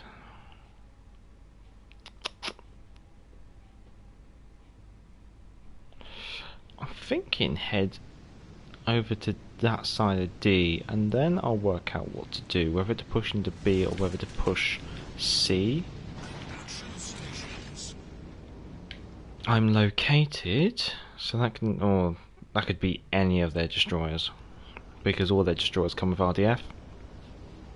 So it's amusing to see that Wargaming haven't actually fixed the issue that has cropped up with the RDF, where you get the located symbol from being spotted by RDF regardless of the commander build. Because officially I should only be getting that if it's a Russian cruiser commander. So it's all bugged out, unfortunately.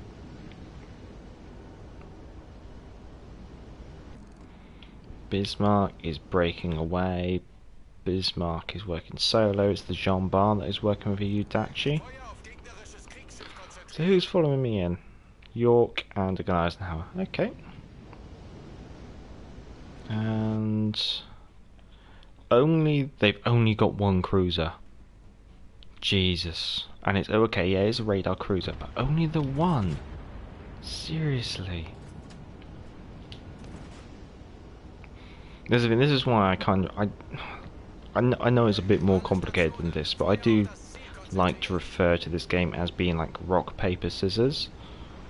So your battleship is your rock, your cruisers are your scissors, and your destroyers are paper, which is quite a nice analogy. And that's how almost like the triangle works. So it means when you end up with these kind of games where there's lots of battleships, barely any cruisers, and a couple of destroyers, as a destroyer, the only thing that scares me is probably their one cruiser and maybe bumbling into a destroyer. However, I know the Benson's there and the Z-23's there, the Udachi's with the Jean Bar. Where's the Jean Bar?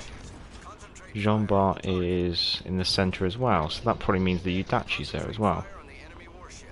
So straight away I've been able to quickly identify where the majority of the destroyers are based. I'm also seeing that the enemy's entire team is... Oh, the Udachi's here. Come on, come play. There you are, hello. Would you like to play? I will pop on my sonar because it has a 3-minute duration. I know that the cruiser is miles away, so this Udachi is going to get absolutely no assistance. If I can get a fire on him, right, he's laid a smoke screen. If I can get a fire on him, I increase his detectability as well. And Udachi's top speed's 32.5, my top speed's 35, so I should be able to close in on him. So I'm just going to go straight through his smoke. Oh, there he is. Now he's wasted his torpedoes thinking I'm going to go that way, which is a bit of a poor choice. I am getting shot at by the battleship, however it's German, so the dispersion absolutely sucks.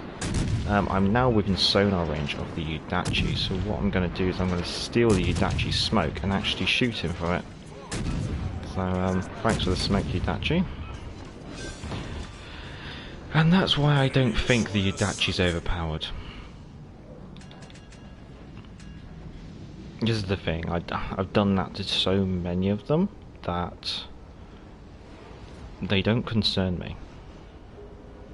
Okay, as a battleship, as when I was playing in the Vanguard just there and I got hit by 2 torpedoes and wiped out, yes, it's overpowered from a point of a battleship.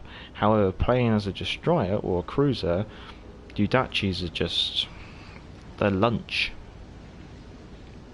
And so, I don't think you can say the Udachi's overpowered, because they are so weak. It's not that the Udachi's overpowered, it's that the games that you're getting at tier 7 are not balanced enough. Torpedo in the Bismarck, it's tempting. However, I'd rather capture the objective and then see what I can do. So they've only got 2 destroyers left. It's probably the Benson that has the RDF. That would be my guess. Detected again. Oh, Z-23. Okay, we're going to dance Z-23. Now Z-23 does have slightly better sonar than me, so ideally I need to actually... My sonar's going to run out soon, so I need to actually try and win this engagement as quickly as possible. Now the nice thing about the Lightning is it does have those... Oh, I think the Bismarck's chipping in as well. It does have... Ooh. Am I going to find a gap?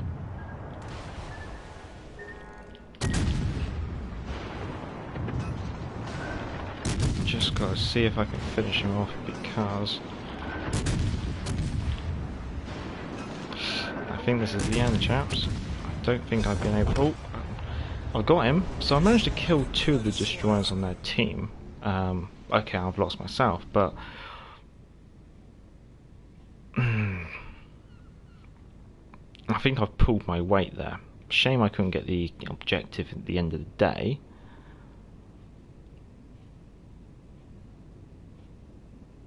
But that does make it a bit easier for the rest of my team.